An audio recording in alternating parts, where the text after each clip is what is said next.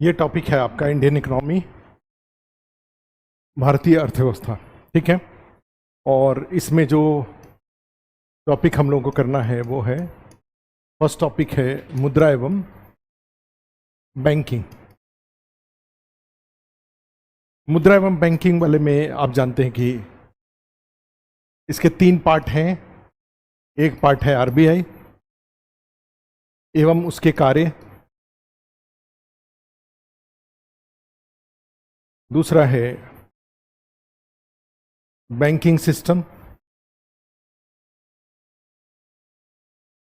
और तीसरा है, थर्ड है स्टॉक एक्सचेंज।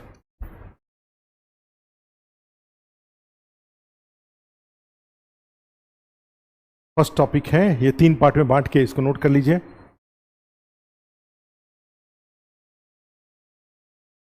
3 पार्ट में बांट के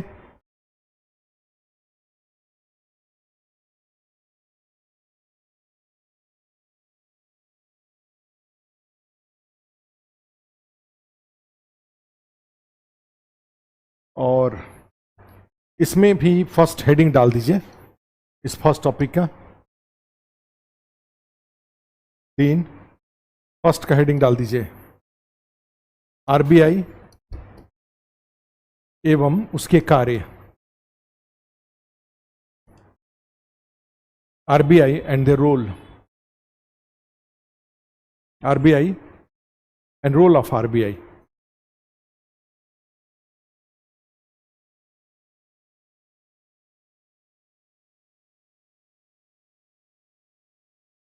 RBI and role of RBI. ठीक है। तो फर्स्ट इसमें लिख दीजिए आरबीआई और इसका परिचय या इंट्रोडक्शन। इंट्रोडक्शन, और इसमें इसका पहला जो परिचय होगा वो होगा कि भारत का केंद्रीय बैंक है। It's a central bank of India. It's a central bank of India. ये इसका पहला परिचय होगा। क्वेश्चन पूछा जाएगा which bank is the central bank of India, तो RBI, reserve bank of India हुआ, भारतीय रिजर्व बैंक। दूसरा हुआ आरबीआई एक्ट 1934 के तहत इसका गठन किया गया। आरबीआई एक्ट 1934 के तहत गठन, established according to RBI Act 1934। बैठो। established according to RBI Act 1934। दूसरा इसका इंपॉर्टेंट फैक्ट होगा,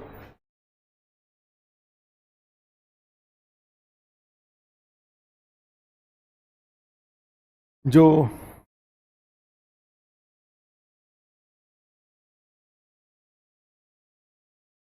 थर्ड जो मोस्ट इंपॉर्टेंट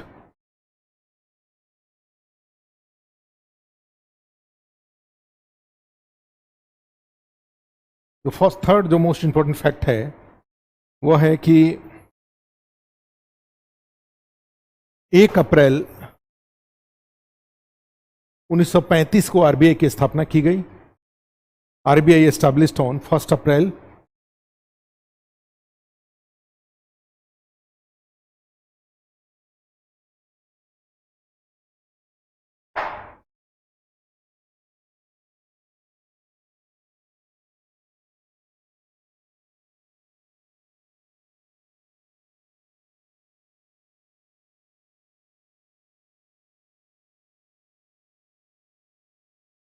ठीक है, 1 अप्रैल 1935 को स्थापना की गई।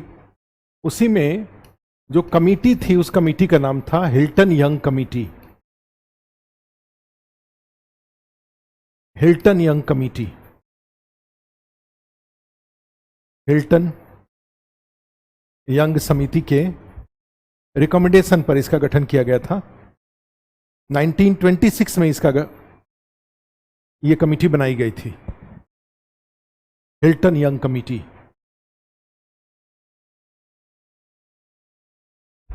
इसी में जाएंगे तो आरबीआई का प्रथम मुख्यालय, first head office of RBI, मुख्यालय Kolkata. The first head office of RBI was in Kolkata.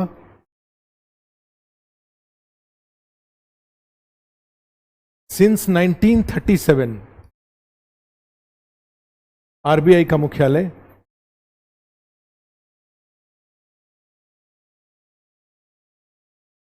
since 1937 head office of RBI. इधर ही आगे बैठो, इधर एसी सब फैन इधर चल रहा है, की जरूरत नहीं है एसी फैन का, ठीक है। आरबीआई का मुख्यालय मुंबई में, आरबीआई का मुख्यालय since 1937 head office of RBI shifted to Mumbai.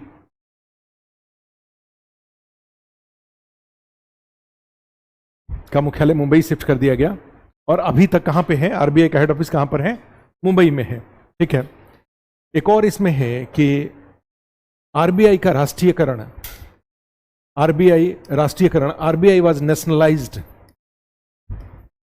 राष्ट्रीयकरण 1 जनवरी 1949 को किया गया। आरबीआई वाज नेशनलाइज्ड ऑन 1 जनवरी 1995। इसका क्या मीनिंग हुआ, जब आरबीआई की स्थापना की गई थी तो उसमें अंग्रेजों के पैसे लगे हुए थे, ठीक है।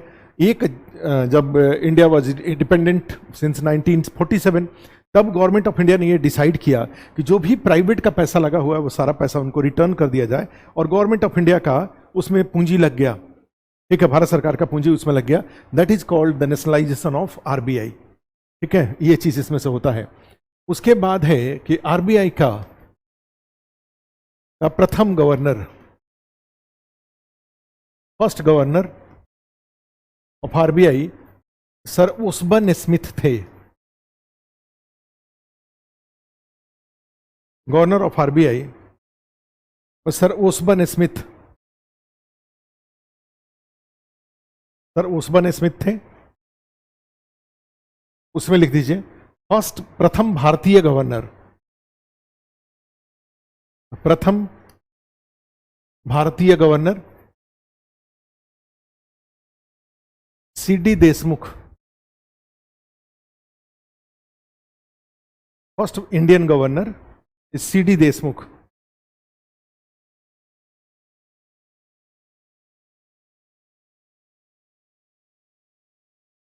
इसी में आता है कि अपॉइंटमेंट ऑफ गवर्नर, गवर्नर की नियुक्ति सरकार द्वारा,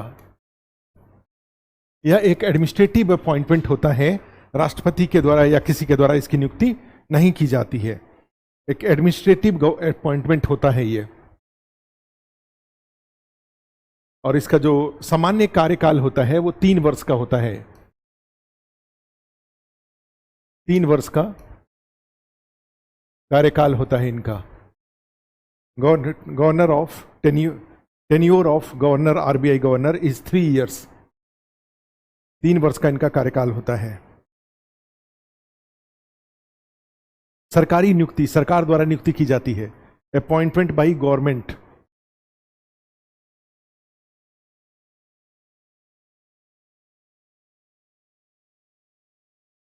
उसके बाद है कि आरबीआई का लेखा वर्ष, आरबीआई का लेखा वर्ष, फाइनेंशियल ईयर ऑफ आरबीआई पहले 1 जुलाई से 30 जून होता था, अब उसे चेंज करके 1 अप्रैल से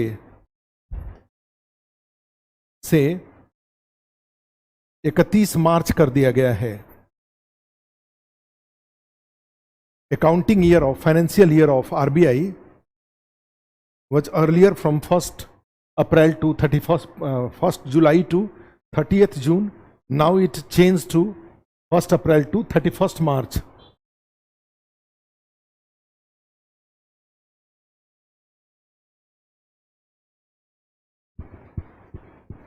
कर दिया गया है।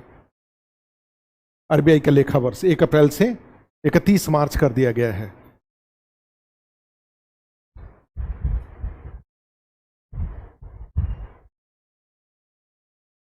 ठीक है। इसके बाद लिखिए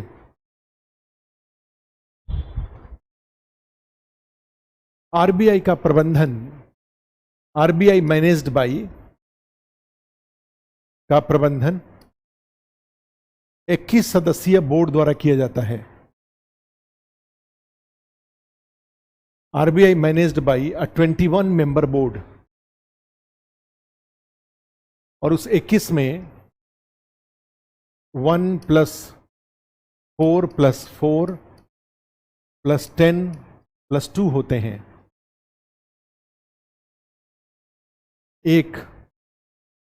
एक इसमें गवर्नर होते हैं,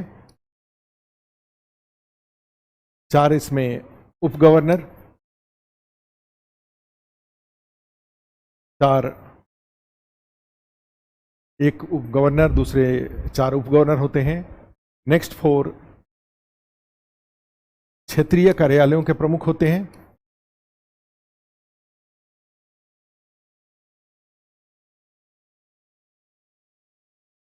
दस निदेशक और 2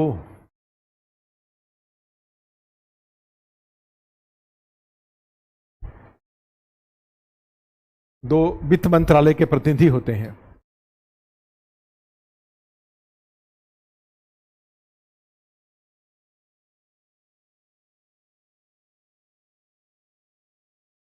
representative of ministry of finance, इसमें क्या हो जाएंगे? Director,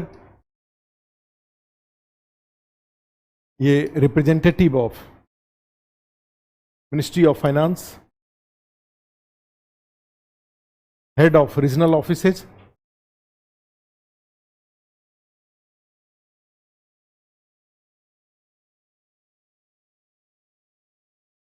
deputy governor and governor, ये सारे लोग होते हैं। ठीक है, तो ये आरबीआई का एक इंट्रोडक्शन है, एक परिचय है जिसके बारे में आपको काम करने, उसमें जानना चाहिए। इसमें एक और लाइन लिख सकते हैं। अच्छा, आगे लिखिए कि आरबीआई के कार्य,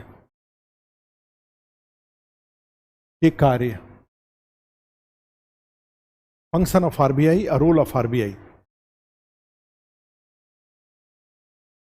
आरबीआई के कार्य या function of RBI, role of RBI. Role of RBI में आरबीआई के सारे कार्य, RBI act section, RBI act 1934 के विभिन्न धाराओं के तहत, निर्धारित है। All role of RBI determined according to different sections of RBI act, धाराओं के तहत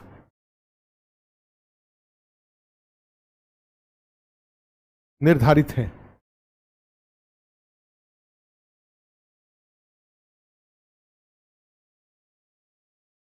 विभिन्न धाराओं के तहत निर्धारित है।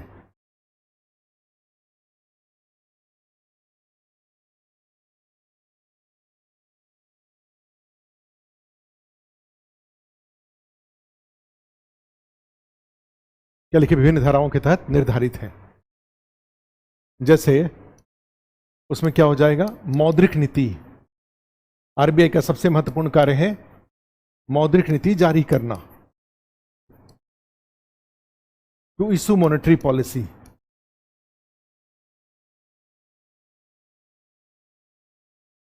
टू इशू मॉनेटरी पॉलिसी, ये आरबीआई का सबसे इंपॉर्टेंट काम है। उसके बाद सरकार के बैंक के रूप में as a bank of government, सरकार के बैंक के रूप में as a bank of government. Next, मुद्रा छपाई एवं प्रसार, currency printing and circulation, currency printing and circulation, ये दूसरा कार्य है इसका, मुद्रा छपाई एवं कार्य एवं प्रसार। तीसरा इसका कार्य है विदेशी मुद्रा से संबंधित कार्य। अच्छा, एक और हो सकता है काम, बैंकों का bank, bank of banks,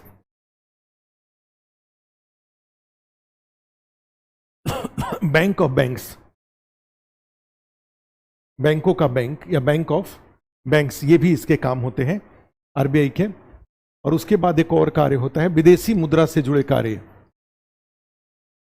foreign currency related role, जुड़े कार्य, फॉरेन करेंसी रिलेटेड रोल, विदेशी मुद्रा से जुड़े कार्य। ठीक है, इतने सारे आरबीआई के कार्य हैं भारत के केंद्रीय बैंक के रूप में। और एक और लिख सकते हैं मुद्रा बाजार का विनियामक, रेगुलेटर ऑफ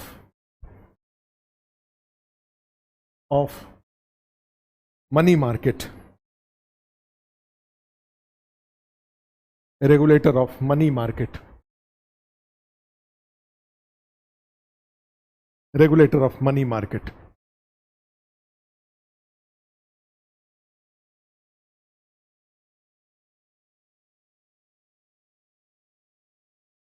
ठीक है, अब इसमें से हेडिंग डाल दीजिए एक, जो आरबीआई का सबसे इंपॉर्टेंट कार्य है वो है मौद्रिक नीति,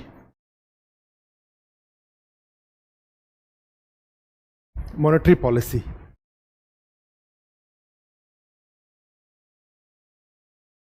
और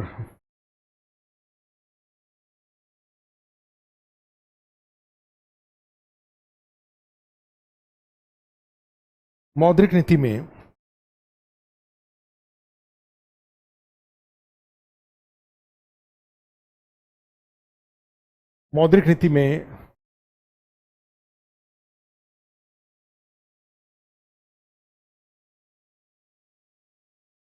में सबसे पहला जो फैक्ट होगा वो होगा आरबीआई द्वारा जारी किया जाता है, it issued by RBI, RBI द्वारा जारी किया जाना।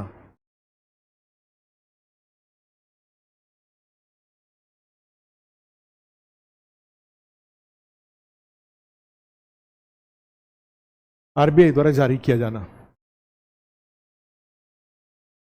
जो दूसरा है सेकंड, माने मौद्रिक, क्वेश्चन पूछा जाएगा मौद्रिक नीति किसके द्वारा जारी किया जाता है, तो क्या आंसर होगा? आरबीआई द्वारा जारी किया जाता है। एक बार ध्यान रखिएगा, इसका आरबीआई द्वारा जारी किया जाना, इसका उद्देश्य क्या होता है? उद्देश्य बाजार में साख संतुलन, credit balance in economy, in market, बाजार में साख संतुलन, क्रेडिट बैलेंस इन मार्केट, या उसी को बोल सकते हैं तरलता समायोजन, लिक्विडिटी एडजस्टमेंट, इसको बोल सकते हैं तरलता समायोजन, या फिर उसी को और क्या बोल सकते हैं? नगद प्रबंधन, कैश मैनेजमेंट इन इकोनॉमी। मौद्रिक नीति का ये भी तीनों एक ही बात है, साख संतुलन, तरलता समायोजन या नगद प्रबंधन। जैसे मान लो आरबीआई को ये लगे, जैसे यहां पे मान लीजिए आरबीआई है, उसके नीचे बैंक है और उसके नीचे मार्केट है, ए बी सी डी ये सारे हैं। तो अब अगर आरबीआई क्या करे कि बैंकों को जो कैश आरबीआई द्वारा उपलब्ध कराया जाता है, ठीक है, जो भी तरीके होते हैं, सीआरआर है, रेपो रेट है, एसएलआर है, कई सारे तरीके हैं, इसके तहत अगर आरबीआई रेट ऑफ इंटरेस्ट जो कि आज के मान लीजिए डेट में 9% के आसपास है, होम लोन की बात करें 9% है, अगर इसको घटा के 2% कर दे, क्या प्रभाव पड़ेगा? जितने लोग किराया दे रहे हैं वो सब कोशिश करेंगे कि बैंकों से लोन लेकर के मकान खरीद ले, तो बाजार में मकान खरीदने वालों की संख्या अचानक से बढ़ जाएंगी। पता चला कि 10 मकान है, 10 यूनिट मकान है और मार्केट में 1000 रुपया था, तो 1 यूनिट का प्राइस था 100 रुपया। अब मार्केट में 10 ही मकान हैं और आरबीआई के ब्याज दर घटा देने के कारण मार्केट में करेंसी की मात्रा हो गई 2000 रुपया। क्लियर है?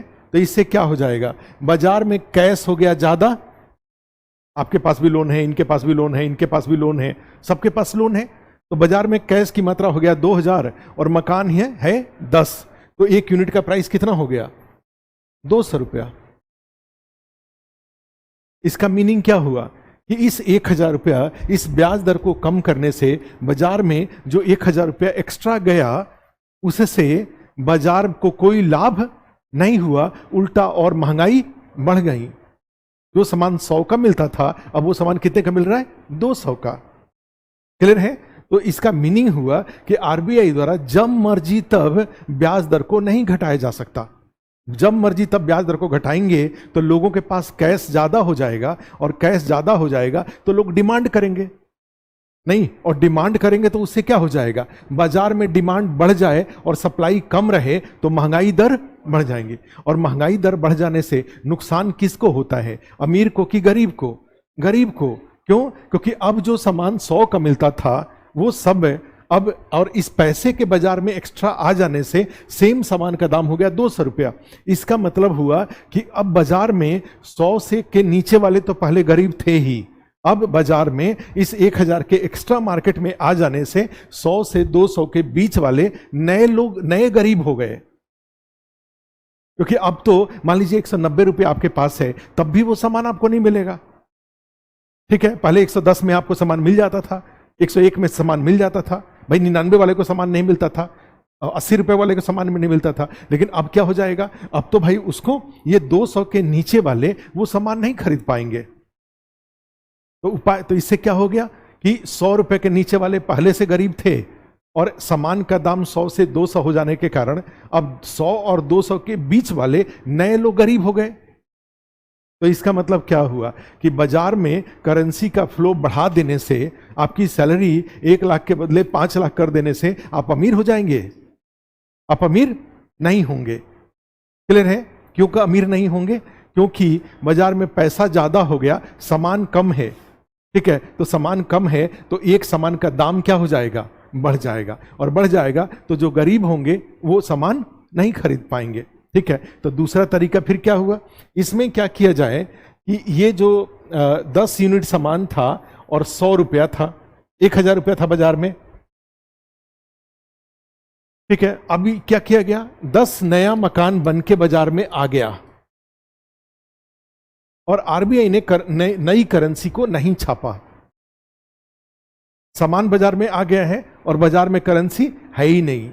2000 का नोट हटा दिया, 500 का नोट हटा दिए, 100 रुपये का नोट हटा दिए, तो लोग क्या करेंगे? भाई सामान तो सारा पड़ा हुआ है, उनके पास करेंसी ही नहीं है कि सामान को खरीदें। क्लियर है? तो इसके फिर तो ये भी अच्छा नहीं हुआ। भाई सबके पास, किसी के पास पैसा ही नहीं है, सामान सारा बाजार में भरा हुआ है, तो इससे भी इकोनॉमी नहीं चल पाए। महंगाई बहुत ज्यादा हो जाए तब भी इकोनॉमी नहीं चल पाए, तो इकोनॉमी फिर कैसे चले? तो इसमें क्या हुआ कि अब सामान क्या हो गया? 20 यूनिट सामान हो गया और करेंसी कितना है? 1000। तो एक सामान का दाम कितना हो गया? ठीक है, 500 रुपया हो गया ना? कितना हुआ? 500 हो गया। अरे ऐसा मत करो, कितना हो गया? 20 हो गया, मैंने 1000 का 50 रुपया हो गया ना एक सामान का दाम। ठीक है, तो 50 रुपए का हो गया एक सामान 50 रुपए का हो गया। तो यहां पे क्या हुआ? भाई बाजार में सामान ज्यादा है और करेंसी कम है, और यहां पे क्या हुआ? पहले वाले में बाजार में सामान कम है और करेंसी अधिक है। तो यहां पे होना क्या चाहिए? होना क्या चाहिए? एक हाथ से सामान और दूसरे हाथ से पैसा, दोनों साथ साथ होने चाहिए। पैसा चला गया और सामान नहीं गया तो भी गड़बड़, और पता चला कि सामान चला गया और पैसा नहीं गया तो भी गड़बड़। तो अच्छा क्या है, एक हाथ से सामान, दूसरे हाथ से पैसा। अर्थात 10 यूनिट सामान बन के बाजार में जा रहा है तो 1000 का नोट चले जाना चाहिए। तो आपको दिमाग में हमेशा बिठा के रखिए, करेंसी प्रिंटिंग का जो काम है, मुद्रा छापने का काम है, उसका वो आरबीआई का जो पुराना सिस्टम है उससे कोई लेना देना नहीं है। करेंसी प्रिंटिंग सिर्फ किस आधार पे किया जाता है कि 10 यूनिट नया सामान जा रहा है तो उसके प्रोपोर्शन में 1000 रुपया नया जाए। ठीक है, अब 1000 रुपया जाने के लिए 10 यूनिट सामान अगर नहीं भेजेंगे तो फिर महंगाई हो जाएगा। तो एक हाथ से सामान, दूसरे हाथ से पैसा। अब कई बार ऐसा होगा कि लेकिन कई बार ऐसा हो जाएगा कि आगे पीछे हो जाएगा ये भाई, स्वाभाविक रूप से। कई बार ऐसा हो गया कि ब्याज दर को आरबीआई ने घटा दिया और पता चला कि महंगाई बढ़ गया, बाजार में करेंसी का फ्लो बढ़ जाए। अब बाजार में करेंसी का फ्लो बढ़ जाने से क्या हो जाएगा, महंगाई दर अधिक हो जाएगा। तो जैसे ही महंगाई दर अधिक होगा, आरबीआई को यह खबर हो जाएगा कि बाजार में करेंसी की मात्रा अधिक है, तो क्या किया जाए, हटाया जाए। ठीक है, कई बार ऐसा हो जाएगा कि मुद्रास्फीति की दर, महंगाई दर 1-2%, 1-1.5% हो जाए, बहुत कम हो जाए, तब क्या किया जाएगा। इसका मतलब है कि बाजार में सामान तो है लेकिन लोगों के पास पैसे नहीं है, तो आरबीआई द्वारा क्या किया जाएगा, करेंसी का फ्लो बढ़ा दिया जाएगा, ब्याज दर को घटा के करेंसी का फ्लो बढ़ा देंगे। तो आरबीआई द्वारा मौद्रिक नीति में ऐसे प्रावधान होते हैं जिसका उपयोग करके जरूरत के अनुसार बाजार में पैसे को बढ़ाना या बाजार से पैसे को घटाना और बाजार में संतुलित रूप से बाजार में पैसे रखा जाता है। क्लियर है। तो उसको, इसी प्रक्रिया को कहा जाता है नगद प्रबंधन। जरूरत के अनुसार पैसे बढ़ाना, जरूरत के अनुसार पैसे घटाना, इसी को बोलते हैं तरलता समायोजन। तरलता, नगद को सबसे ज्यादा तरल कहा जाता है। जैसे मुद्रा की, जैसे आपसे क्वेश्चन पूछा जाए कि मुद्रा का सर्वाधिक प्रमुख कार्य क्या है, what is the most important role of currency, तो उसका कहा जाता है उसका विनिमय के साधन के रूप में उपयोग, as a mode of exchange. एक फटा हुआ नोट है तो उसकी विनिमय क्षमता क्या हो जाती है, खत्म हो जाता है। क्यों? क्योंकि किसी को देंगे तो वो उसको लेगा नहीं। क्लियर है। तो ऐसी स्थिति में मुद्रा का सर्वाधिक प्रमुख कार्य है उसका विनिमय के साधन के रूप में उपयोग। It work as a mode of exchange. भाई किसी को आप पैसे देते हैं, वो आपको सामान देता है, आप अपना श्रम देते हैं, वो आपको पैसा देता है। क्लियर है। इस तरीके से पैसा मोड ऑफ एक्सचेंज के रूप में काम करता है। पैसे को हटा देंगे तो ये विनिमय का काम रुक जाएगा। चाय पिएंगे तो चाय पी करके उसको क्या देंगे, ठीक है। उसी तरह से ऑटो से कैंप जाएंगे तो भाई उसको क्या देंगे आप। उसी तरह से मान लो कोई कपड़ा खरीदेंगे तो उसको क्या देंगे, पेट्रोल वाले को क्या देंगे, डीजल भरवाएंगे तो क्या देंगे। क्लियर है। तो इस तरीके से आपके पास क्या है, करेंसी वह साधन है जिसका उपयोग करके आप लेन देन का काम आसानी से कर लेते हैं। और ये आरबीआई की जिम्मेवारी है कि वो बाजार में पर्याप्त मात्रा में सभी प्रकार की मुद्रा डाले। All type of currency must be maintained in market in all denomination. अब केवल पता चला कि बाजार में 2000 का नोट है, 2000 का नोट लेकर के अगर कैंप ऑटो से चले गए तो क्या हो जाएगा, फिर दोबारा वो वापस ले आएगा नहीं ले आएगा, ले आएगा ना। भाई 10 रुपए के लिए आप 2000 का नोट दे रहे हैं, ऐसा तो नहीं हो सकता। ऑफिस में रिश्वत देना है तो 2000 का नोट नहीं, और पता चला कि ऑफिस में रिश्वत देना है 1 लाख रुपए रिश्वत देना है तो 2000 के 50 नोट होंगे तो रिश्वत वाला काम हो जाएगा। लेकिन पता चला कि ऑफिस में रिश्वत देना है 2000 का नोट के बदले 10 रुपए का नोट लेके गए, तब तो 100 गड्डी लेके जाएंगे ना। 10 रुपए का एक गड्डी में 1000 रुपया होता है।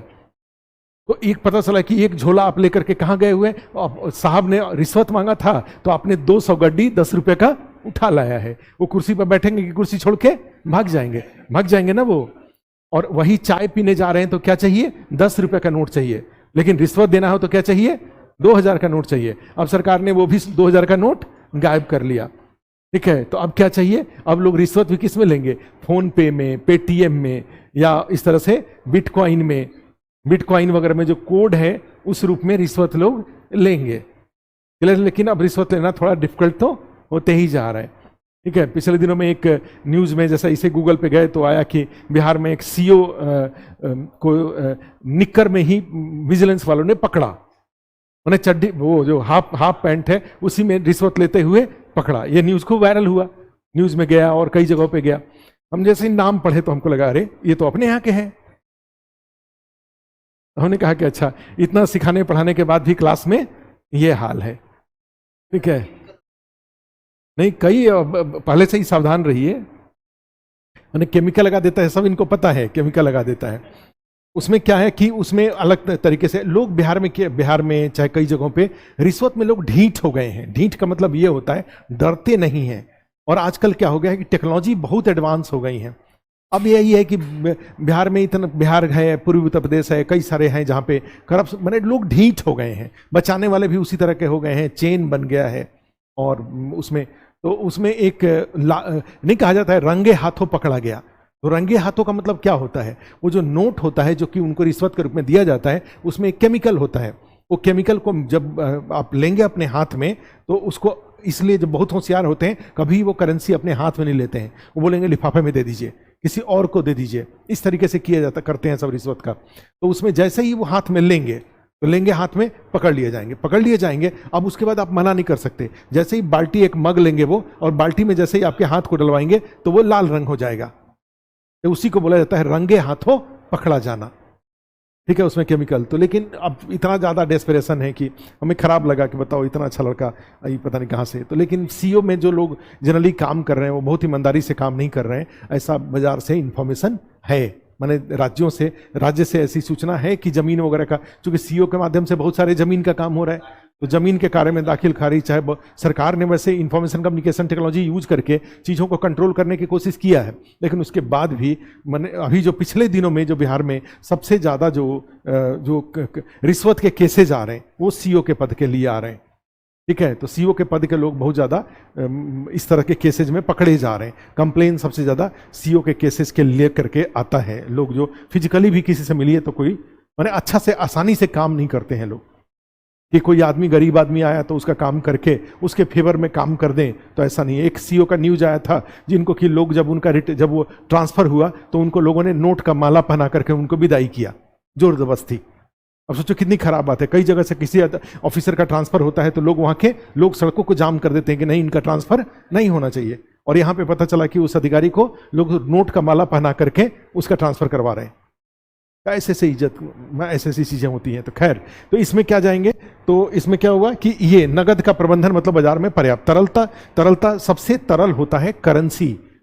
ठीक है, जैसे मान लो अनाज हुआ तो अनाज का भी मोड ऑफ एक्सचेंज के रूप में उपयोग हो सकता है, वो तरल नहीं होता है, लोग उसको एक्सेप्ट नहीं करेंगे। अब सोना चांदी है, सोना चांदी भी मोड ऑफ एक्सचेंज के रूप में यूज हो सकता है, वह भी कम तरल होता है, लोग लेंगे तो जरूर लेकिन बहुत जांचने परखने के बाद। तीसरा तरीका होता है नगद। सबसे अच्छा तरीका जो होता है वो है नगद, अर्थात ठीक है, सबसे जो लिक्विड एसेट्स होता है वो कैश होता है। क्लियर है, सबसे तरल एसेट्स होता है कैश। तो यहां पे यही इसका मीनिंग हुआ तरलता समायोजन, मतलब बाजार में कैश की मात्रा को पर्याप्त मात्रा में मेंटेन किया जाए, न कम न ज्यादा, उसके लिए जो पॉलिसी यूज होता है। और साख संतुलन का मतलब होता है जो कर्ज देना और लेना, जब बाजार में पैसे बढ़ाने होंगे तो कर्ज की मात्रा को बढ़ा देंगे, और जब बाजार में कैश की मात्रा को कम करना है तो बाजार से कर्ज की मात्रा को घटा लेंगे, अर्थात दिया हुआ कर्ज वापस लेंगे, और बढ़ाना होगा तो कर्ज देने की मात्रा को बढ़ा देंगे। तो उसको बोलते हैं साख संतुलन। साख का यहां मतलब है बैंक और कस्टमर के बीच का संबंध। जब पैसा देना है तो इस संबंध को चौड़ा कर देंगे, ठीक है, और जब पैसे को बाजार से कम करना है तो इस संबंध को छोटा कर देंगे। बैंक और आपके बीच में 50 लाख का संबंध है, ठीक है, अगर बाजार से कैश कम करना है तो ऐसे तरीके हैं मौद्रिक नीति में जिसका उपयोग करके इस 50 को आप 35 कर सकते हैं। क्लियर है, 30 कर सकते हैं, 20 कर सकते हैं। तो इसको क्या बोलेंगे, साख को छोटा करना। और जब ज्यादा बाजार में देना है तो अगर 30 लाख का लेन देन हमारे ऊपर है तो बैंक वाले आपको ब्याज दर जैसे ही कम होगा आप और भी लोन ले सकते हैं, और लोन लेंगे तो आपके और बैंक के बीच का संबंध क्या हो गया, चौड़ा हो गया। क्लियर है, तो साख संतुलन, मौद्रिक नीति का उपयोग करके साख संतुलन भी किया जाता है। और उसी में फिर अगला हो जाएगा मौद्रिक नीति दो प्रकार का। There are two type of monetary policy. कौन कौन से दो प्रकार के, एक उदार मौद्रिक नीति, लिबरल मॉनेटरी पॉलिसी, और तीसरा कठोर मौद्रिक नीति,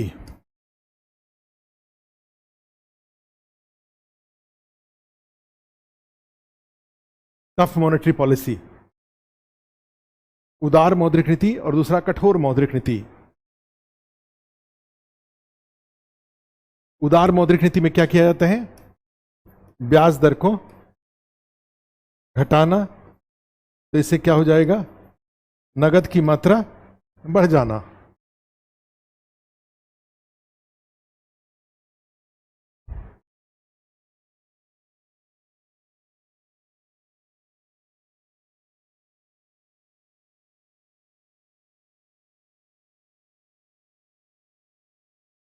क्या देखिए, ब्याज दर को घटाना, नगद की मात्रा को बढ़ाना इसमें होता है। और कठोर मौद्रिक नीति में होता है, ये इंटरेस्ट हुआ, इंग्लिश में लिख दीजिए, इंटरेस्ट घटाना, तो बाजार में कैश क्या हो जाएगा? बढ़ जाएगा। और यहां पे इसका मीनिंग हुआ लिबरल, लिबरल मॉनेटरी पॉलिसी, और ये हुआ tough monetary policy, tough monetary policy. कठोर मौद्रिक नीति में क्या हो जाएगा? इसमें इंटरेस्ट बढ़ा देंगे, तो मार्केट में कैश क्या हो जाएगा? घट जाएगा। तो दो प्रकार के मॉनेटरी पॉलिसी यूज होता है, एक होता है उदार मौद्रिक नीति और दूसरा होता है कठोर मौद्रिक नीति, टफ मॉनेटरी पॉलिसी। और मॉनेटरी पॉलिसी का निर्धारण, monetary policy determined by MPC, मौद्रिक नीति का निर्धारण एमपीसी द्वारा किया जाता है।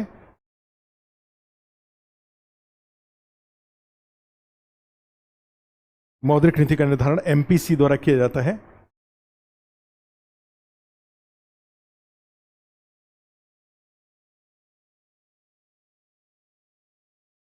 एमपीसी द्वारा किया जाता है। और एमपीसी क्या है? बीच में एक हेडिंग डाल दीजिए, एमपीसी, उसको बोलते हैं मॉनेटरी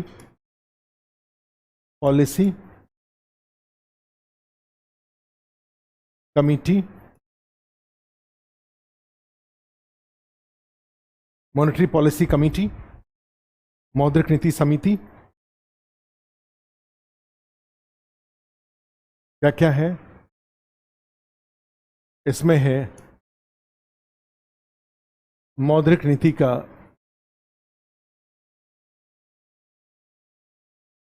निर्धारण। एमपीसी का काम क्या है? मौद्रिक नीति का निर्धारण। हाँ बैठो, मौद्रिक नीति का निर्धारण, इधर इधर, मौद्रिक नीति का निर्धारण, टू डिटरमिन मॉनेटरी पॉलिसी, इसका एमपीसी का सबसे पहला काम है टू डिटरमिन मॉनेटरी पॉलिसी। एक काम है, कुल सदस्य 6, टोटल मेंबर्स 6, कुल सदस्य इसमें 6 होते हैं। आरबीआई के तरफ से 3 और आरबीआई की तरफ से 3 और गवर्नमेंट ऑफ इंडिया के तरफ से 3, आरबीआई की तरफ से 3, गवर्नमेंट ऑफ इंडिया की तरफ 3, और इसमें 1+2, 1 होते हैं गवर्नर,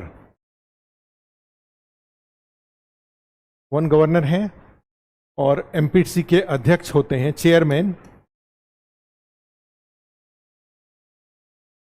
चेयरमैन है गवर्नर, आरबीआई के गवर्नर।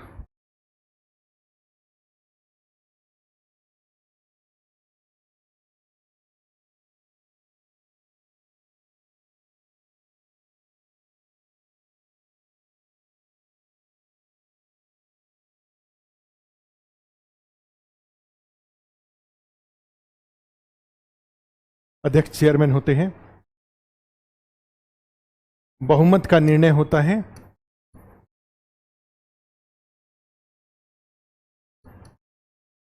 डिसीजन ऑफ मेजॉरिटी होता है इसमें। बहुमत का निर्णय होता है।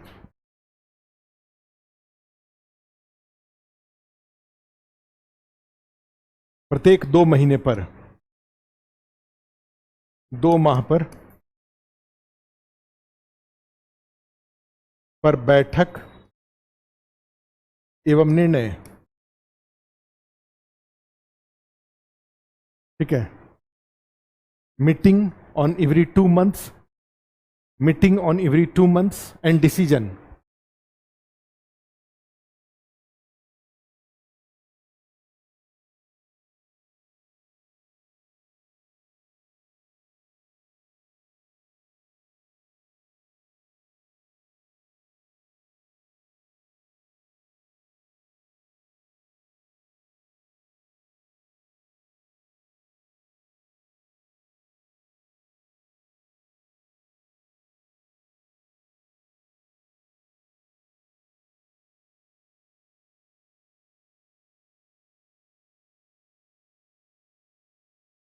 ठीक है।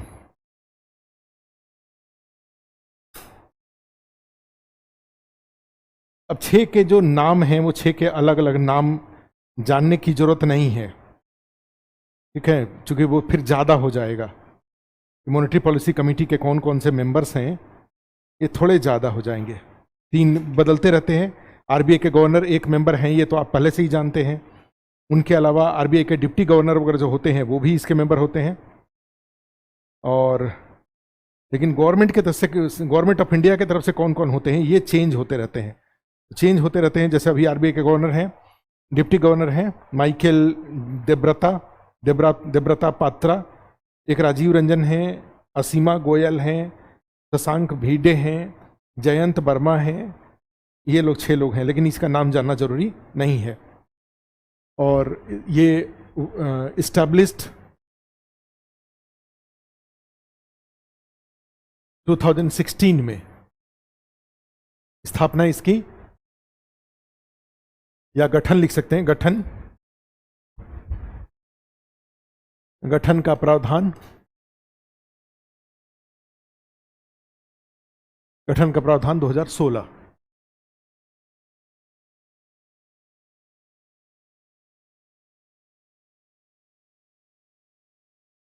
क्या लिखे? गठन का प्रावधान 2000।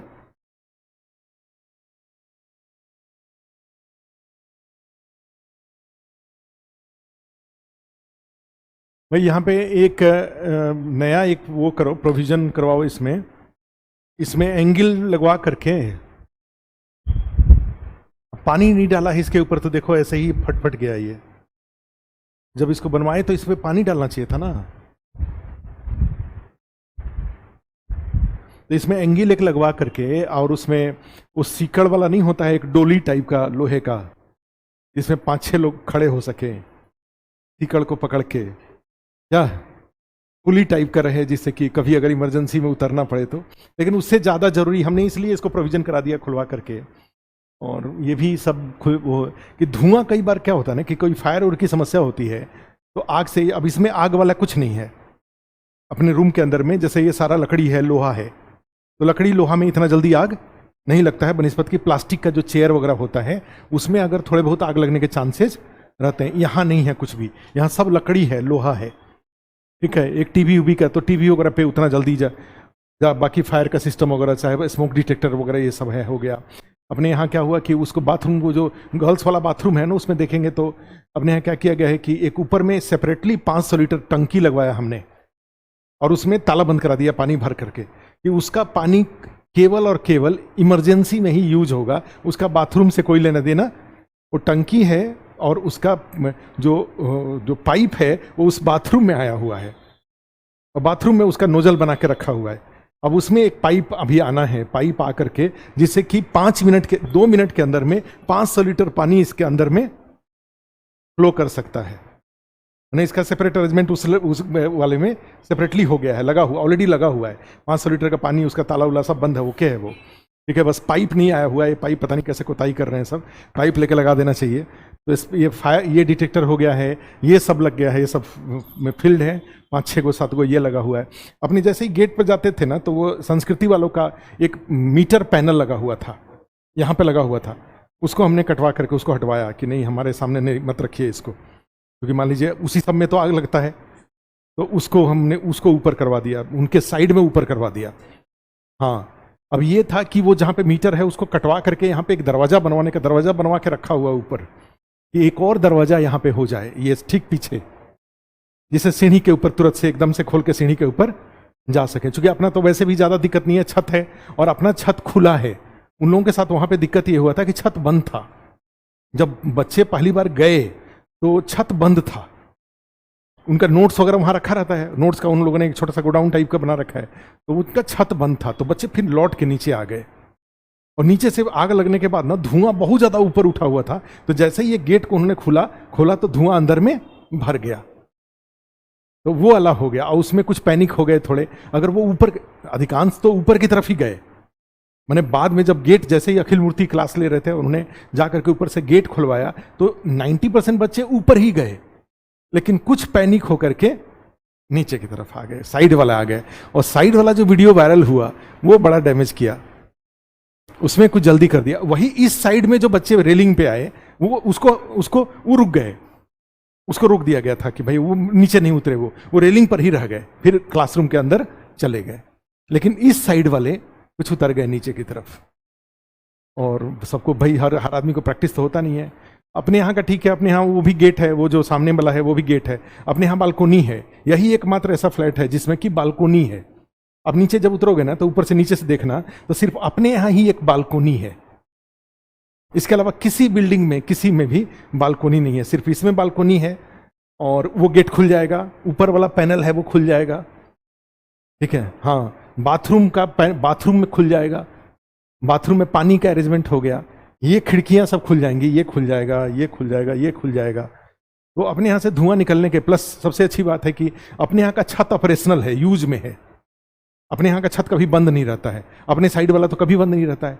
अभी आपने देखा होगा कि संस्कृति वाले साइड में उन्होंने दीवार एक दरवाजा कटवा दिया है उस साइड जाने के लिए, कि कभी जरूरत पड़ा तो उस साइड चले जाएं। या और एक है कि अपने यहाँ भी जहाँ पे आप बाथरूम है, अपना बाथरूम है, उसके ऊपर जो सीढ़ी बना हुआ है उस सीढ़ी से उस साइड जाने का प्रोविजन है। लेकिन ऐसा वो कुछ अपने यहाँ कुछ है नहीं, अपने यहाँ तो खुला छत ही है, तो अपने यहाँ ज़्यादा दिक्कत नहीं है। लेकिन एक है कि फिर भी ये वाला जो प्रोविजन है, इस प्रोविजन में कुछ और प्रिकॉशन यहाँ लिया जा सकता है।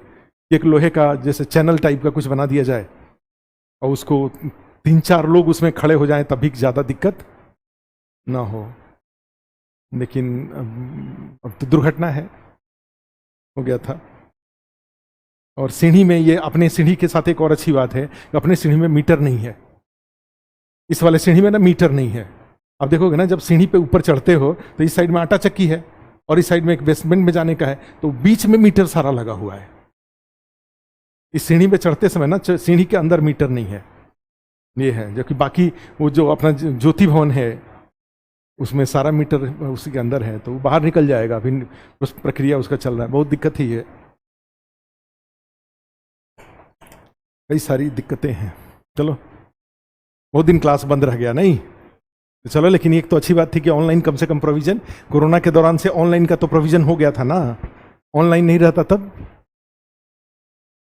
तो कम से कम ऑनलाइन में जो पढ़ना चाहें वो तो ऑनलाइन में अच्छे से पढ़ ही सकते थे, अपना लैपटॉप लेकर के या मोबाइल लेकर के अपना पढ़ लें सारा। चलो कोई नहीं। तो अब एक दिन रमेश को बुला लेते हैं, बुला करके सब जान जाने की जरूरत है, माने समझ जाने की जरूरत है कि कहाँ कहाँ इन केस ऑफ इमरजेंसी कहाँ निकलेंगे। एग्जिट का सिस्टम तो पता रहना चाहिए। लेकिन एक चीज सबसे अच्छी बात है कि अपने यहाँ प्लास्टिक का चेयर नहीं है, ये अपने आप में बड़ी बात है। हाँ, सिलेंडर का, सुदामा आ रहे हैं तो सिलेंडर का ये करवा देते हैं, कैसे हो जाए।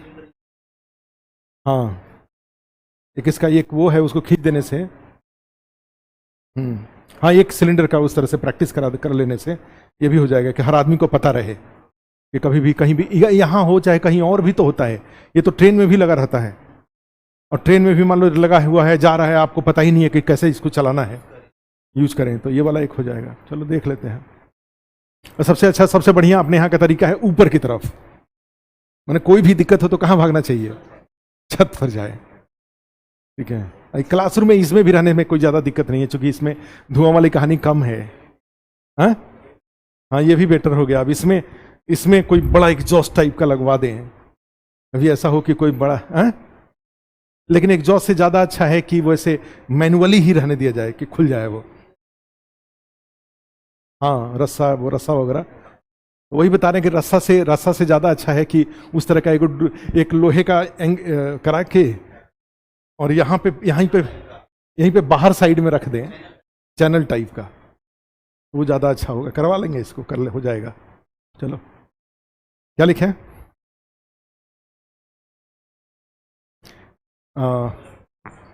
प्रत्येक 2 माह पर बैठक एवं निर्णय, ठीक है, monetary policy committee.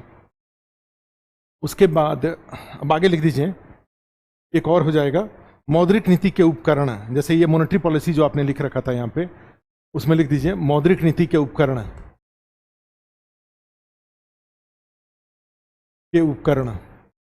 Tool of monetary policy.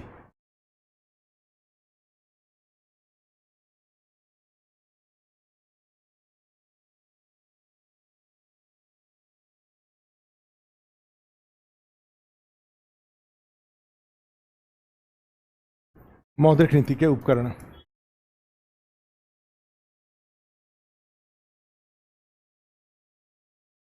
और उसमें लिख लो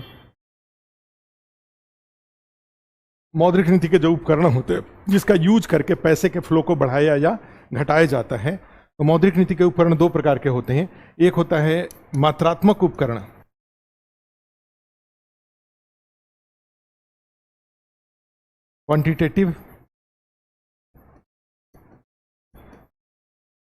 क्वांटिटेटिव टूल्स, मात्रात्मक उपकरण।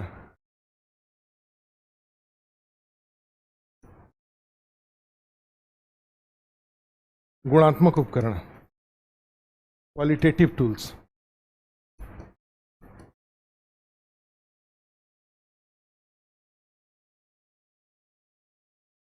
मात्रात्मक उपकरण और दूसरे गुणात्मक उपकरण। मात्रात्मक उपकरण में होता है बाजार में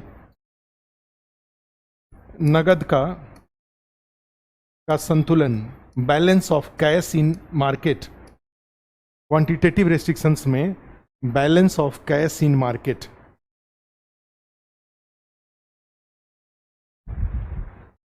और गुणात्मक में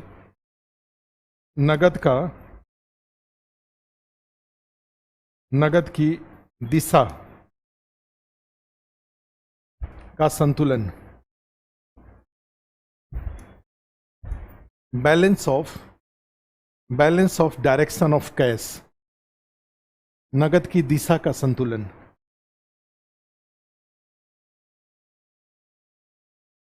ठीक है, नगद की दिशा का संतुलन। जैसे मान लो अगर कर्ज देने के, जैसे गुणात्मक उपकरण का मतलब ये हुआ, जैसे बैंक को आप ही को कर्ज देने के लिए कहा जाए कि आप नौकरी वाले को या पढ़ने वाले को, किसको ब्याज, किसको लोन देंगे? नौकरी वाले को, शराब उद्योग वाले को, या कृषि क्षेत्र को देंगे? बड़े उद्योग को या छोटे उद्योग को? बड़े उद्योग को देंगे। तो ये छोटे उद्योग हैं, कृषि हैं, ये पढ़ने वाले हैं, इनको लोन कौन देगा? इनको भी लोन जाना चाहिए। तो इसके लिए क्या करना पड़ेगा? इसके लिए आपको अलग से उपाय करने पड़ेंगे।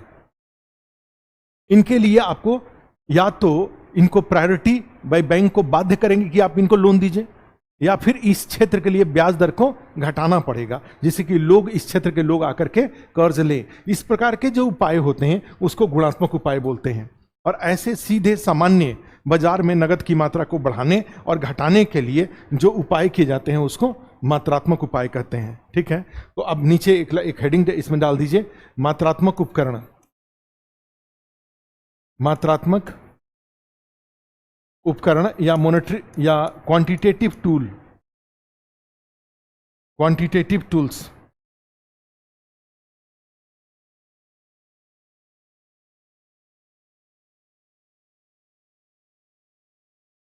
मात्रात्मक उपकरण या क्वांटिटेटिव टूल्स। और क्वांटिटेटिव टूल्स में जाएंगे तो इसमें है CRR, SLR, RRR, RRR, MSF, bank rate, उसके बाद open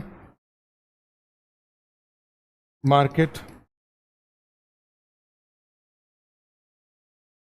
operation, CRR, double R, बाजार में नगद की मात्रा पर प्रभाव। Impact on cash in economy, impact in quantity of cash in economy.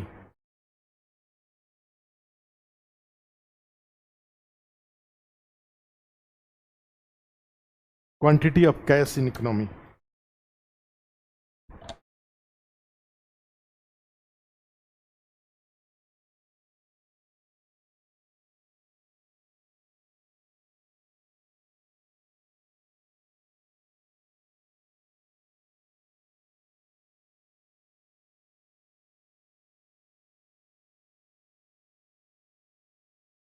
CRR, SLR, double R, triple are, MSF, bank rate, open market operation और बाजार।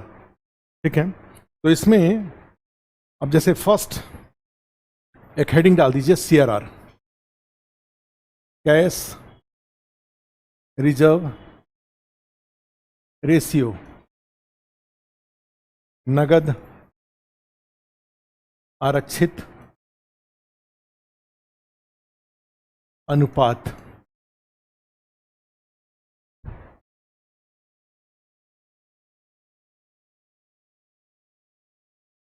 क्या लिखे? नगद आरक्षित अनुपात। और ये क्या होता है? It's a ratio which every bank need to deposit with RBI in form of cash. ठीक है, एक अनुपात है, अनुपात या प्रतिशत है जिसे अपने कुल जमा के बदले, जमा के बदले RBI के पास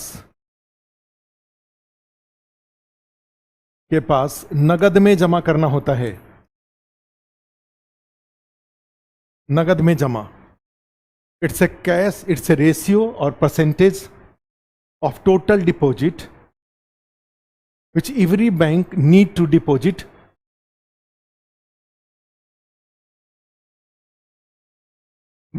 with RBI in form of cash. It's a percentage or ratio which every bank need to deposit with RBI in form of cash. ठीक है, तो इसमें क्या क्या हुआ? इस CRR के साथ कौन कौन से फैक्ट हुए? एक ये कुल जमा के बदले होता है, एक प्रतिशत है, ये परसेंटेज है, टोटल डिपॉजिट परसेंटेज में है, ये टोटल है नगद में जमा इन कैश, और तीसरा है RBI के पास। इसको किसके पास जमा करना होता है? अपने पास नहीं रखना होता है, इसको RBI के पास जमा करना होता है। It deposit with RBI। ठीक है, तो यहां पर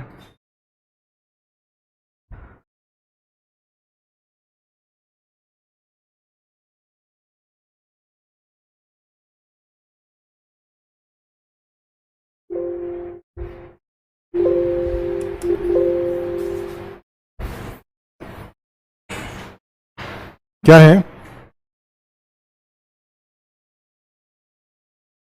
launching new privacy feature that give you more choice over the ad use C.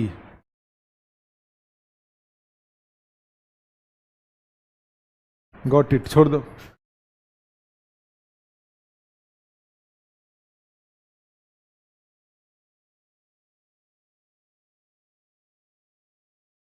RBI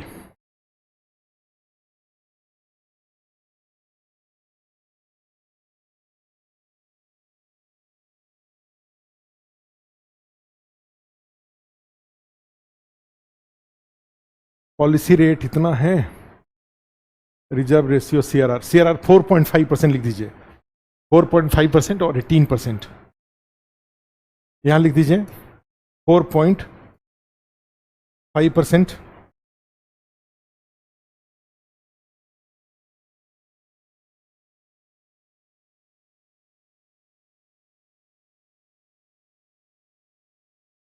4.5%, दूसरा नगद में जमा, नगद, अच्छा नगद में जमा ये तो ठीक है, आरबीआई के पास जमा ये भी ठीक है। अब यहां पे कुल जमा का मतलब यहां पे होता है एनडीटीएल,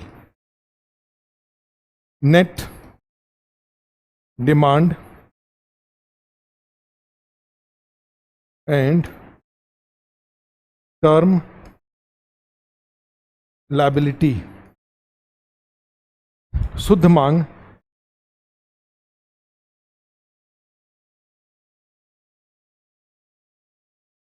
एवं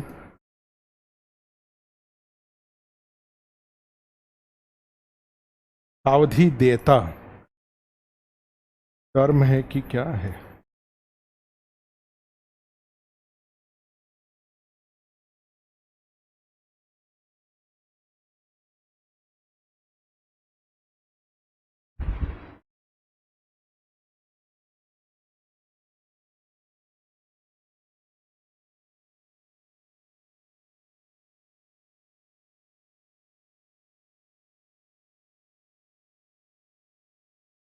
डिमांड, अच्छा टाइम लायबिलिटी कर लीजिए इसको, टाइम लायबिलिटी,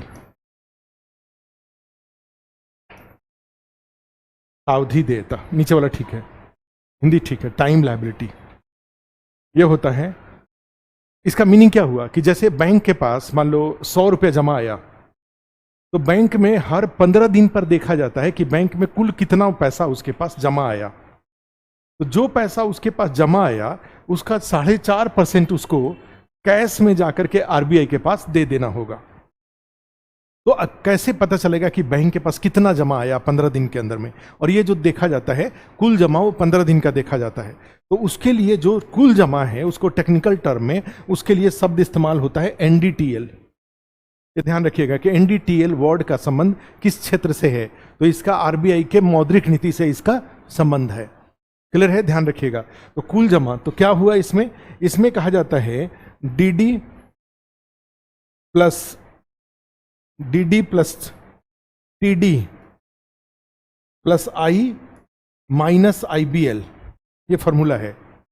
एनडीटीएल का मतलब होता है डीडी प्लस टीडी प्लस आई माइनस आईबीएल, और डीडी का मतलब होता है डिमांड डिपॉजिट या मांग जमा।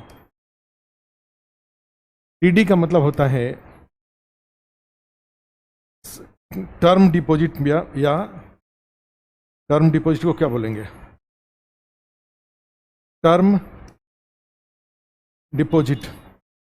और इस टीडी में दोनों आता है, फिक्स डिपॉजिट एफडी और आरडी दोनों आता है। फिक्स डिपॉजिट भी आता है और रिकरिंग डिपॉजिट भी आता है, जो हर महीने आप जमा करते हैं, वो दोनों आता है। मांग जमा तो जो आप बचत खाते और चालू खाते में पैसा जमा करते हैं, ठीक है, आपके खाते में जो सेविंग खाता है उसमें जो पैसा जमा होता है उसको बोलते हैं, उसको बोलते हैं मांग जमा। कभी भी वो पैसा निकल सकता है। चालू खाते में कोई बिजनेसमैन पैसा जमा करता है उसको भी बोलते हैं मांग जमा, कभी भी वो पैसा निकल सकता है। क्लियर है? लेकिन फिर वहीं पे ये जो जैसे उसी तरह से फिक्स डिपॉजिट है 5 साल 6 साल 7 साल, वो मांग जमा नहीं है। आपके मांगने से वो आपको नहीं मिलेगा, वो एक समय के अंतराल पर आपको मिलेगा। ठीक है, तो उसको बोलते हैं फिक्स डिपॉजिट। कई बार रिकरिंग डिपॉजिट होता है, डेली 100 रुपया जमा करेंगे, ठीक है, तो इसको आरडी। तो ये आरडी और fix deposit, RD plus FD दोनों को मिला के टीडी बोलते हैं। टीडी का मतलब होता है टर्म डिपॉजिट। ठीक है, एक तरह से कह सकते हैं इसको टर्म डिपॉजिट या टाइम डिपॉजिट, सावधि जमा। माने एक निर्धारित अवधि के लिए होगा, उसके पहले आप उस पैसे को नहीं निकाल सकते हैं। क्लियर है? तो टीडी प्लस आई का मतलब होता है हर बैंक को ब्याज प्राप्त होता है। जैसे बैंक ने जो लोन दे रखा है, ठीक है, जैसे मान लो होम लोन बैंक ने दे रखा है, तो होम लोन दे रखा है तो उसमें क्या होगा, वो आपको जैसे मान लो 50 लाख रुपए आपने बैंक से लोन लिया, लोन लिया तो हर महीने आपको क्या करना होगा, मान लो 50,000 60,000 रुपया आपको इंस्टॉलमेंट आप पे कर रहे हैं, तो उस इंस्टॉलमेंट में ऑलमोस्ट 80%, ऑलमोस्ट 90% ब्याज होता है शुरू के दिनों में। बाद में चेंज होता है, लेकिन शुरू के दिनों में वो जितना पता चला कि बैंक के द्वारा होम लोन के इंटरेस्ट पर, होम लोन के ऊपर ब्याज ज़्यादा चार्ज किया जाता है जो इंस्टॉलमेंट आप पे करते हैं। ठीक है, हमने क्या कहा कि अगर आपका 1 लाख का इंस्टॉलमेंट अगर है हर महीने का, तो इसमें करीब करीब 95-96 हज़ार रुपया ब्याज होता है केवल। तो ये जो पैसे इकट्ठा होते हैं उसी को बोलते हैं आई, इंटरेस्ट। और माइनस आईबीएल का मतलब होता है इंटर बैंक लायबिलिटी, अंतर बैंक देयता। आई में यहां पे लिख दो, आई का मतलब हुआ यहां ब्याज, इंटरेस्ट, और आईबी का मतलब हुआ इंटर बैंक लायबिलिटी, अंतर बैंक देयता, अंतर बैंक देयता। ठीक है, अंतर बैंक, इंटर बैंक लायबिलिटी लिख लिया इसको। TD plus IBL. आईबीएल का मतलब क्या हुआ, जैसे मान लीजिए आपके खाते में 10 लाख रुपए जमा है और आपने क्या किया कि एक चेक दे रखा है अपने पार्टनर को, जिसका स्टेट बैंक ऑफ इंडिया में आपका खाता है, 10 लाख रुपए जमा है। आपने 1 लाख रुपए का एक चेक दे रखा है अपने पार्टनर को, उसका खाता है पीएनबी में, तो वो चेक को क्या करेगा, अपने पीएनबी वाले खाते में जमा करेगा। ठीक है, तो ये 15 लाख तो कुल जमा हो गया। अब बाद में पता चला कि उसमें से तो 1 लाख निकलना है। ठीक है, उसको बोलते हैं इंटर बैंक। एक बैंक का दूसरे बैंक को जो देता होगा वो देता को माइनस करेंगे। अब बोलेंगे कि ऐसा तो आपके साथ भी हो सकता है कि आपको किसी ने चेक दे रखा है, वो चेक को आपने क्या किया, अपने खाते में जमा किया, तो वो आकर के इस डीडी में, जिस तरह का आपका खाता होगा उस तरह के खाते में आकर के वो जमा हो जाएगा। तो उस बैंक से वो माइनस होगा, आपके बैंक में ऐड होगा। ठीक है, तो जहां से भी वो पैसा निकलेगा उसमें से उसको घटा देंगे, उसको बोलते हैं इंटर बैंक लायबिलिटी। तो ये डीडी मांग खाते में, फिक्स डिपॉजिट वाले खाते में, ब्याज, ये तीनों को एक जोड़ करके 15 दिन में बैंक के पास जितना पूंजी होता है, आईबीएल को घटा करके जितना पूंजी होता है उसका 4.5% बैंक को किसके पास जाकर के, आरबीआई के पास जमा देना होता है। ठीक है, तो अब क्या होगा, यहां पे ये जमा दे दिया। अब आरबीआई सीआरआर को कैसे बाजार में नगद बढ़ाने या घटाने के लिए यूज किया जाएगा। अब यहां पे क्या किया जाएगा, ये उल्टा होगा। जब सीआरआर को, जैसे मान लो सीआरआर 4.5 है, 4.5 को बढ़ा करके 8% कर दिया, तो इसका मतलब क्या हुआ कि बैंक के पास व्यवसाय करने के लिए, कर्ज देने के लिए जो पैसा है, वो पैसे में से अब बैंक को 3.5% और एक्स्ट्रा अमाउंट उठा करके आरबीआई को दे आना पड़ेगा। तो बैंक के पास पैसे कम हो गए कि ज्यादा हो गए, कम हो गया। तो बैंक के पास जब पैसा कम हो गया तो बैंक का व्यवसाय घट जाएगा कि बढ़ जाएगा, घट जाएगा। तो बैंक के पास बाजार में कर्ज देने के लिए पैसे जब कम हैं तो बैंक अपना ब्याज दर बढ़ाएगा या घटाएगा, बढ़ा देगा, जिससे लोग कम से कम पैसे लें। ठीक है, तो इसलिए क्या किया जाएगा, सीआरआर को बढ़ा देने से, 4.5 से 8 कर देने से बैंक के पास कर्ज देने के लिए पैसा कम हो जाएगा। कम हो जाएगा तो ब्याज दर को बढ़ा देंगे। तो इसमें हुआ क्या, इसमें क्या हुआ, जैसे सीआरआर को बढ़ाया तो ब्याज दर क्या हो जा रहा है, ब्याज दर बढ़ जा रहा है, तो बाजार में नगद क्या हो जा रहा है, घट जा रहा है। ठीक है, तो इसका मीनिंग क्या हुआ, CRR is inversely proportional to cash.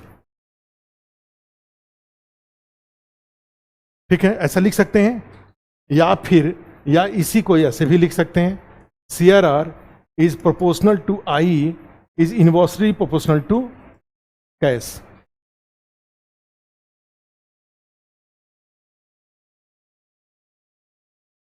ऐसे भी लिख सकते हैं। और इसका मीनिंग क्या हुआ, सीआरआर को बढ़ाएंगे तो ब्याज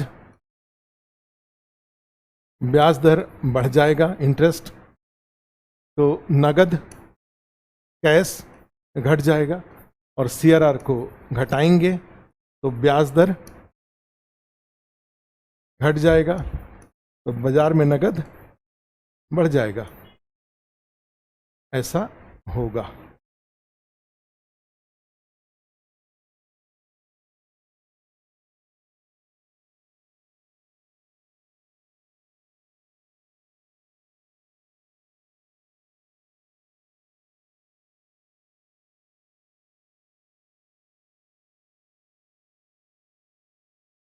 सीआरआर को बढ़ाने से बाजार में नकद बढ़ जाता है, सीआरआर को घटाने से बाजार में नकद, बढ़ाने से बाजार में नकद घट जाएगा, और सीआरआर को घटाने से बाजार में नकद बढ़ जाएगा।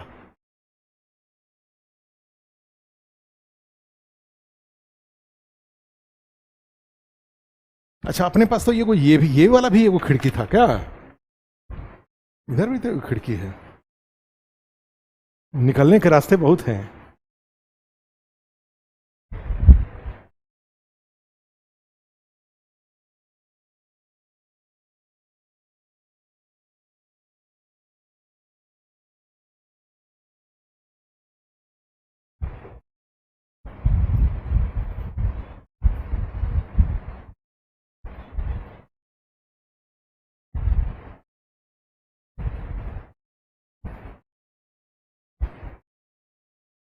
ठीक है,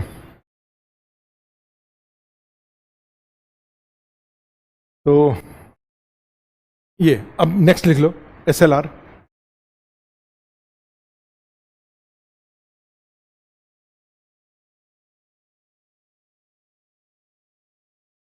स्टैच्यूटरी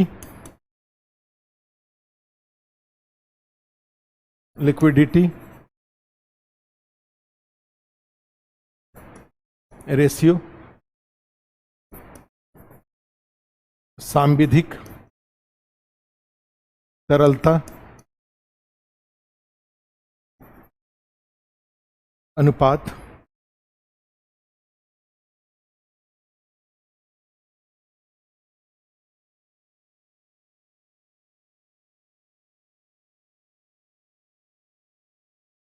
सांविधिक तरलता अनुपात, स्टैच्यूटरी लिक्विडिटी रेशियो। दूसरा, कुल जमा के बदले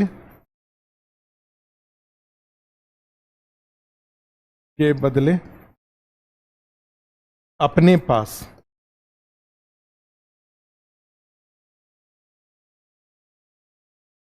पास रखना। It's maintained with itself in respect to total deposit. It maintained with itself in respect to total deposit.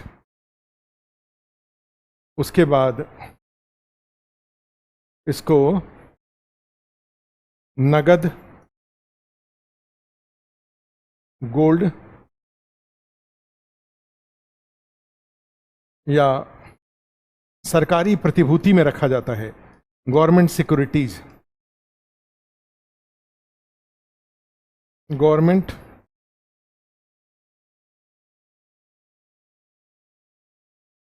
Gold cash में रखना होगा।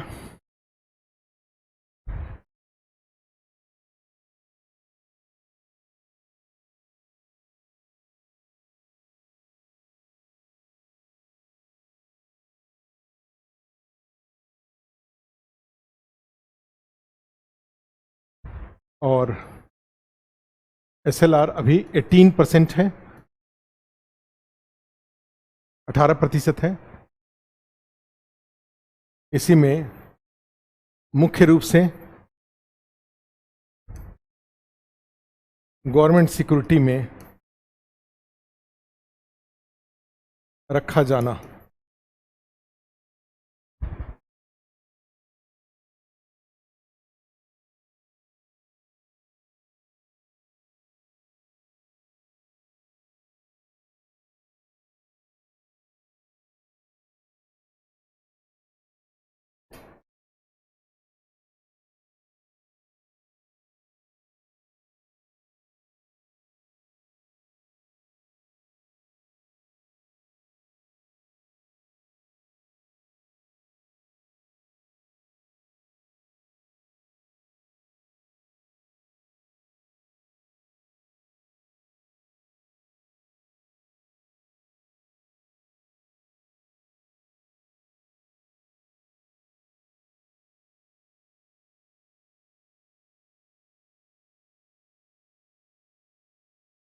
क्या लिखे मुख्य रूप से अच्छा ये हुआ।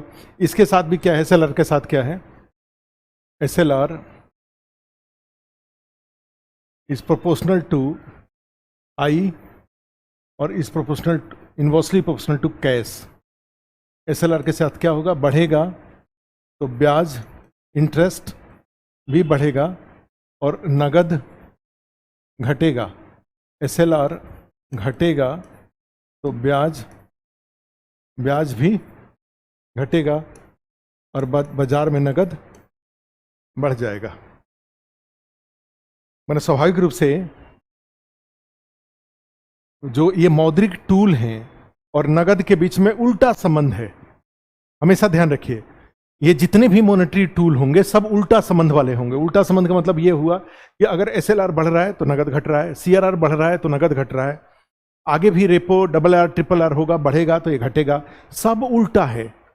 माने all tools are inversely proportional to cash in economy. All tools are inversely proportional, उल्टा है, बढ़ेगा तो घटेगा, घटेगा तो बढ़ेगा। ये इंपॉर्टेंट पार्ट है इसका। चलो एसएलआर इसमें तो ये एसएलआर के साथ है, और ये भी किसके, कुल जमा का मतलब यहां पे क्या है, इन रिस्पेक्ट टू एनडीटीएल है। ये भी एनडी कुल जमा का मतलब यहां भी एनडीटीएल ही है। अब देखो नेक्स्ट लिख लो double R. Double R repo rate. Repo rate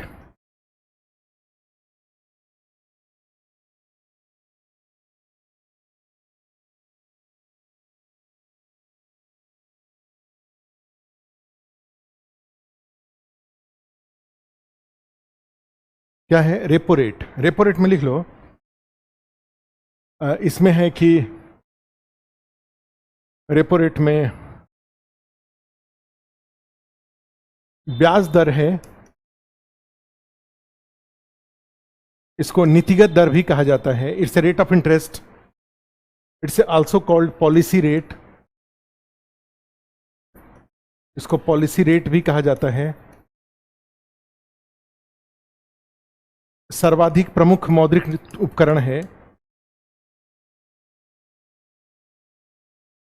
it's a most important monetary tool.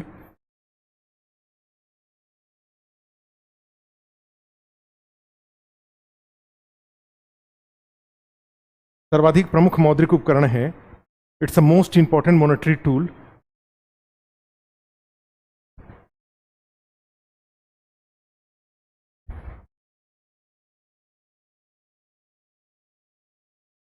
Most important monetary tool.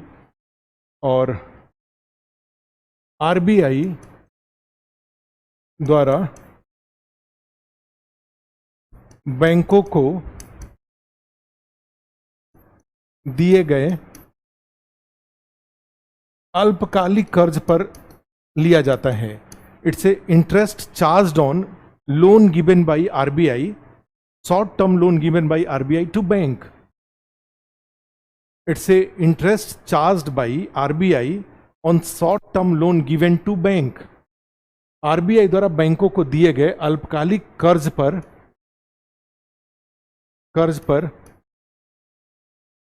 लिया जाता है। अल्पकालिक कर्ज पर लिया जाता है।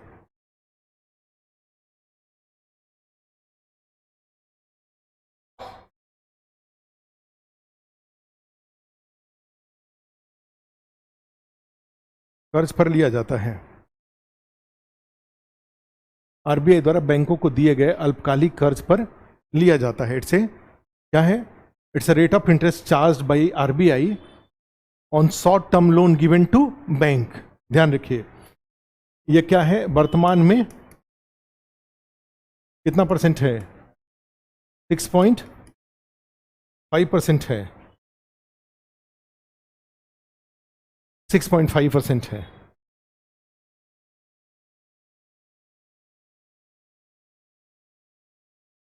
ठीक है,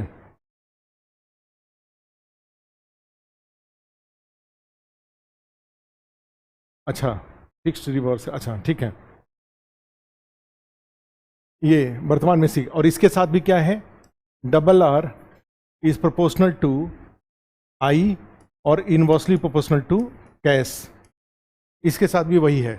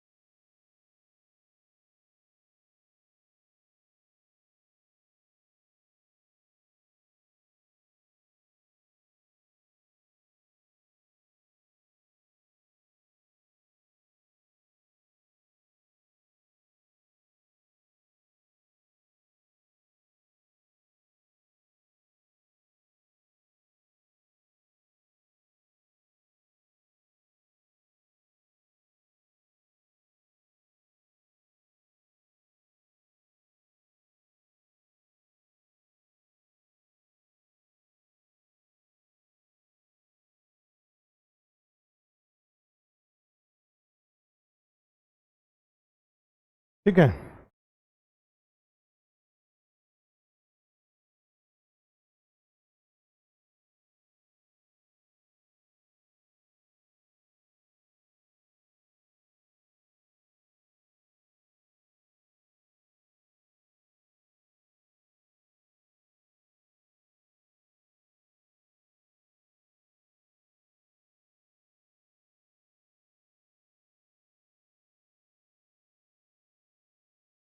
अच्छा दूसरा लिख लो। क्या लिखे, यही सेम, सबसे ज्यादा उपयोग में।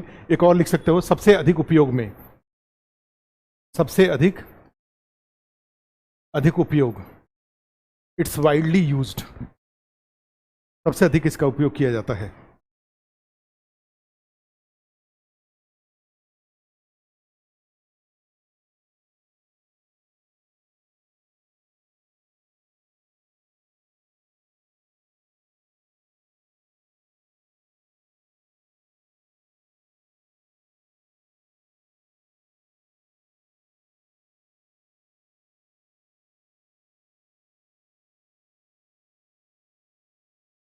ठीक है, नेक्स्ट लिख लो, ट्रिपल आर,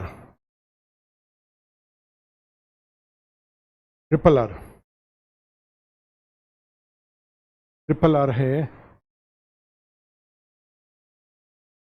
फिक्स्ड रेट। अच्छा, इसमें लिख लो triple R, reverse repo rate, reverse repo rate, और इसको रेपो में आरबीआई बैंकों को कर्ज देता है, रेपो में, रिवर्स रेपो में आरबीआई बैंकों से कर्ज लेता है। ठीक है, आरबीआई द्वारा बैंकों से कर्ज लेना,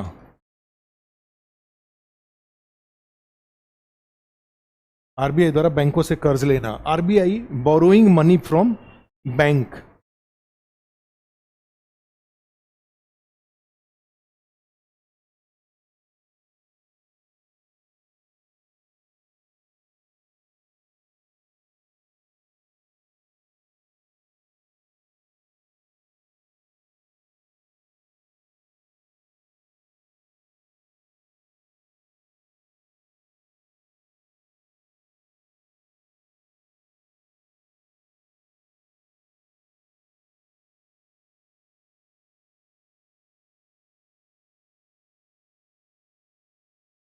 ठीक है, क्या लिखे, आरबीआई द्वारा बैंकों से कर्ज लेना, RBI borrow money from bank, और इसका अभी रेट क्या है, what is the rate, rate है इसका फिक्स रिवर्स रेपो रेट 3.35%, 3.35%, और उसमें लिख दीजिए आरबीआई द्वारा इसे रेपो से अलग कर स्वतंत्र कर दिया गया है, RBI separated it from repo rate, RBI द्वारा इसे RBI separated it from repo rate, RBI द्वारा इसे रेपो दर से अलग, डबल आर से अलग कर दिया गया है, डबल आर से अलग कर दिया गया है। कम उपयोग, पहले आरबीआई डबल आर और ट्रिपल आर एक दूसरे से जुड़ा हुआ था, अब इसको अलग कर दिया और इसको क्या, कम उपयोग, और इसे फिक्स्ड कर दिया गया है। Now this rate is fixed, अब यह दर निश्चित कर दिया गया है, और इसके साथ दर निश्चित कर दिया गया है,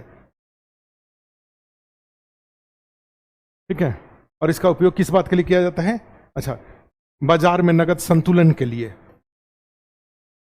बाजार में नगद संतुलन, to make balance of cash in market. इसको इनवर्सली प्रोपोर्शनल उससे नहीं कर सकते क्योंकि फिक्स है, ये बढ़ाया घटाया नहीं जा रहा है। अब इसका सबसे कम उपयोग हो रहा है। एक और लिख दीजिए, एक और लिख दीजिए, एमएसएफ, मार्जिनल स्टैंडिंग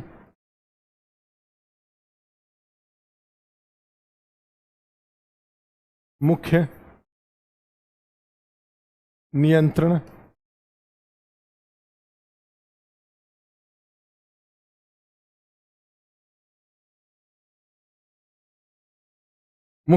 सुविधा।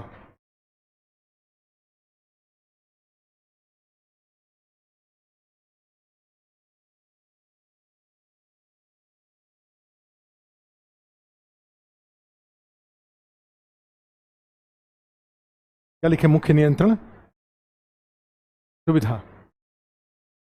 और वर्ष 2011 से मौद्रिक नीति के उपकरण के रूप में शामिल, वर्ष 2000, since 2011 it is in use as a tool of monetary policy. 2011 से मौद्रिक नीति के उपकरण के रूप में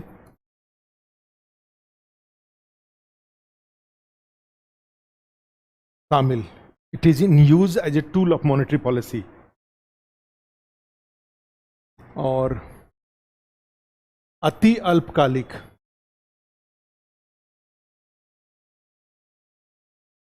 कर्ज के लिए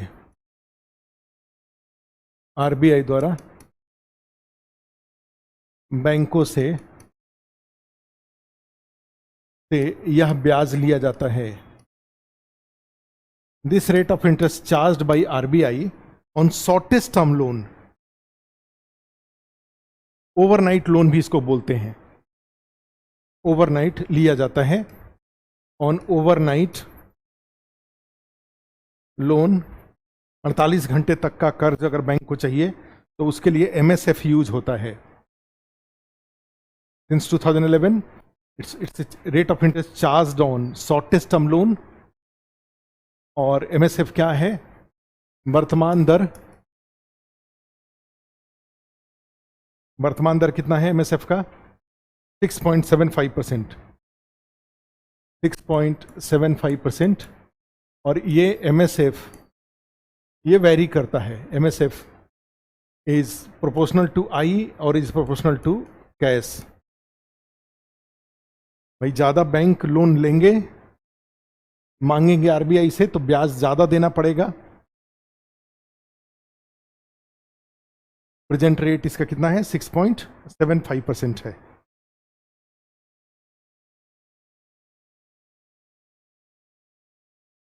और एक और है, अभी नया इंट्रोड्यूस हुआ है, standing deposit facility rate. Standing deposit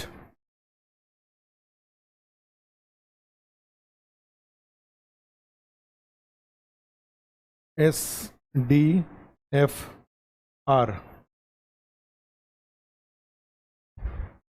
या SFR भी सीधे लिख सकते हैं, SFR भी सीधे लिख सकते हैं इसको, SFR, standing deposit facility rate, और यह होता है rate of interest provided to bank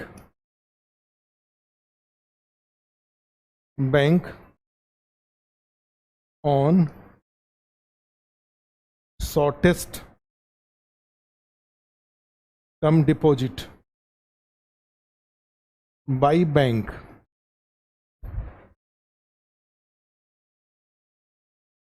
rate of interest provided to bank on shortest term deposit by bank, बैंकों द्वारा अति अल्पकालिक जमा पर आरबीआई द्वारा प्रदान किया जाता है, बैंकों द्वारा अति अल्पकालिक जमा पर आरबीआई द्वारा प्रदान किया जाता है।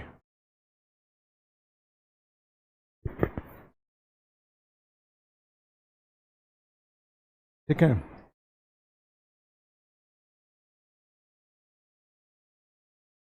प्रदान किया जाता है, उसमें लिख लो और एक लाइन, इसे ट्रिपल आर के स्थान पर उपयोग, it is in use in place of triple R, triple are के स्थान पर इसका उपयोग किया जाता है।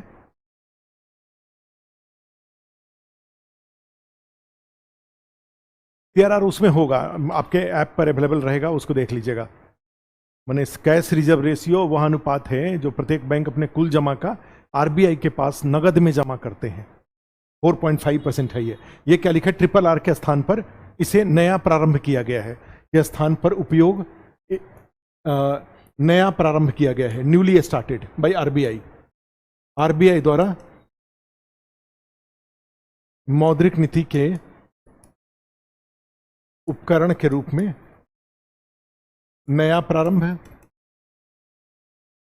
और इसका उद्देश्य क्या होता है, बैंकों के पास अतिरिक्त नगद को हटाना, नगद को घटाना, to reduce surplus cash with bank. What is the purpose of SRF? To reduce surplus cash of bank. भाई आरबीआई द्वारा अब ज्यादा ब्याज दर दिया जाएगा, बैंक अपना नगद जमा करेंगे तो बैंक बाजार में कर्ज देने के बदले उस पैसे को आरबीआई को दे देंगे, तो आरबीआई को दे देंगे तो इसका फायदा क्या हो जाएगा कि बाजार में नगद की मात्रा कम होंगे। ठीक है, तो ये चीज है, तो इसको, और अभी क्या है, अभी ये SRF जाएंगे तो कितना है SFR, SFR कितना है 6.25%, 6.25% है, और ये बढ़ेगा तो SFR is proportional to I और is inversely proportional to cash.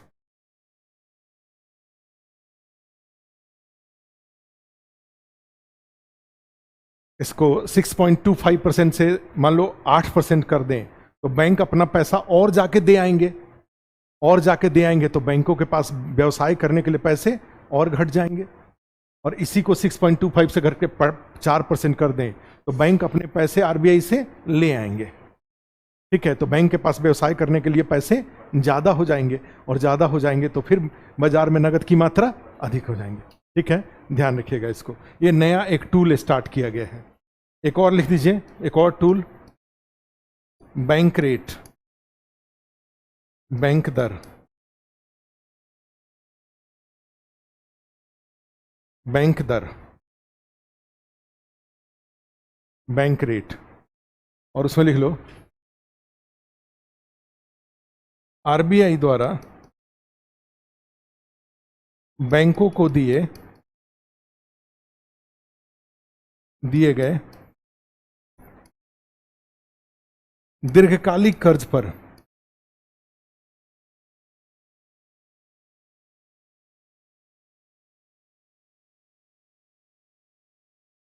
Bank दर क्या होगा, it's a rate of interest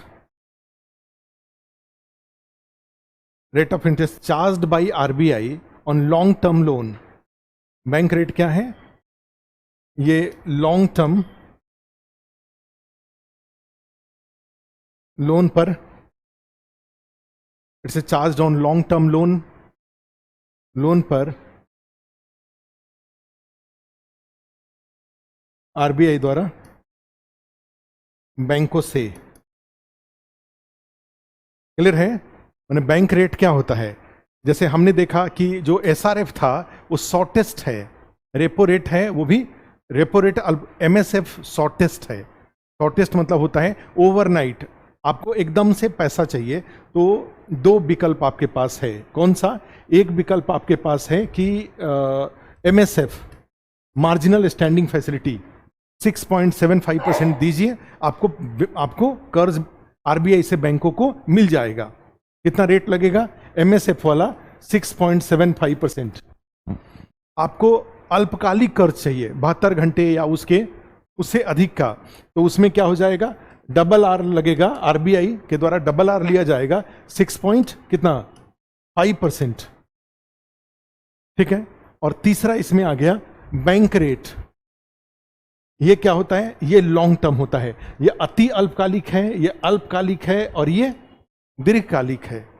3 ब्याज दर है जिसका उपयोग करके बैंक आरबीआई से कर्ज ले सकते हैं। दीर्घकाल के लिए बैंक रेट, अल्पकाल के लिए डबल आर और अल्पकाल के लिए डबल आर और शॉर्टेस्ट टर्म के लिए एमएसएफ। ये 3 ब्याज दर है जिस पर आरबीआई से बैंक कर्ज लेते हैं। और बैंक आरबीआई को कब कर्ज देते हैं? 2 दर पर। एक रिवर्स रेपो 3.25%, वो फिक्स है, और एक और अभी नया स्टार्ट किया गया है एसएफआर, स्टैंडिंग, ठीक है, स्टैंडिंग डिपॉजिट फैसिलिटी रेट। ठीक है, ये नया स्टार्ट किया गया है और इसमें इस रेट पे 6.25% में क्या है? ये देखो रेपो रेट से कम है। ये वह ब्याज दर है जिस पर बैंक अपना नगद आरबीआई के पास जमा देंगे। रिवर्स रेपो का भी यही मीनिंग है। रिवर्स रेपो रेट जो लिखा हुआ है उसका भी वही मीनिंग है कि जब बैंक अपना नगद आरबीआई के पास जमा करेंगे उस पर भी रिवर्स रेपो ही लगेगा, और फिर बैंक आरबीआई के पास अपना नगद जमा करेंगे तो उस पर कौन सा लगेगा? ये एसआरएफ लगेगा, ये वाला स्टैंडिंग डिपॉजिट फैसिलिटी। तो कहेंगे कि जब बैंक आरबीआई के पास स्टैंडिंग फैसिलिटी के तहत पैसे जमा करेंगे तो 6.25% जब मिलेगा बैंक के आरबीआई के पास जमा पर, तो बैंक फिर ये फिक्स्ड रिवर्स रेपो रेट पर 3.35 पे पैसे क्यों जमा करेंगे? जब आपके पास अपने बैंक में पैसा जमा करने का 2 विकल्प हो, एक विकल्प हो जिसमें 8% ब्याज मिलेगा और दूसरा विकल्प है जिसमें 3% मिलेगा, आप किस में जाएंगे? आ रहा समझ में? ये 8% भी जाएंगे ना, तो फिर 3% वाला कौन लेगा? 3% वाला वो लेगा जिसको ज्यादा दिन के लिए पैसे जमा करने होंगे, उसके लिए ये वाला मिलेगा। और ओवरनाइट के लिए पैसे जमा करने हैं, आज आपके पास अचानक से ज्यादा पैसा है, उसको अगर जमा करना है, कल उसका उपयोग आपको है, तो उसके लिए कौन सा मिलेगा? ये मिलेगा। क्लियर है? तो ये 2 आरबीआई ने बैंकों के पास से नगद को, चूंकि बाजार में महंगाई की स्थिति अभी थी, तो महंगाई की स्थिति को कंट्रोल करने के लिए आरबीआई ने इसको स्टार्ट किया हुआ है। और इसके तहत क्या है कि बैंक के पास जो पैसे हैं आप सीधे हमारे पास आके दे जाइए और हम आपको नॉर्मल से ज्यादा रेट ऑफ इंटरेस्ट देंगे। अब ये है कि आगे जब बाजार में महंगाई दर नॉर्मल हो जाएगा तब भी ये चलेगा कि नहीं चलेगा, ये देखने वाली बात है। क्लियर है? तो इस तरीके से इसमें होता है, और भी इसका आगे यूज होगा, देखिएगा। तो बैंक रेट क्या होता है, इसका भी इसमें लिख दो, यह न्यूनतम उपयोग होता है, it is in minimum use. Repo का ही सबसे ज्यादा यूज होता है, यह न्यूनतम उपयोग है। लेकिन इसका रेट कितना होगा? 6.75%। बैंक दर कितना है? 6.75%, 6.7। और ये भी क्या होगा? बैंक रेट भी प्रोपोर्शनल टू आई और inversely proportional to cash. Proportional to I और इन्वर्सली प्रोपोर्शनल टू कैश।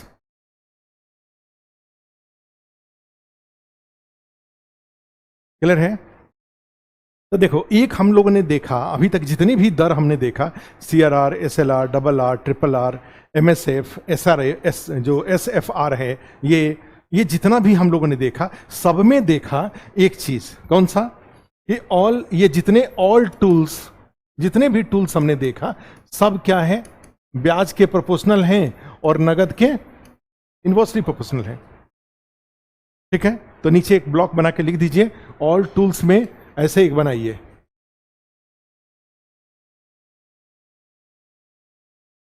इसको ब्लॉक बना लीजिए। सभी उपकरण क्या हैं?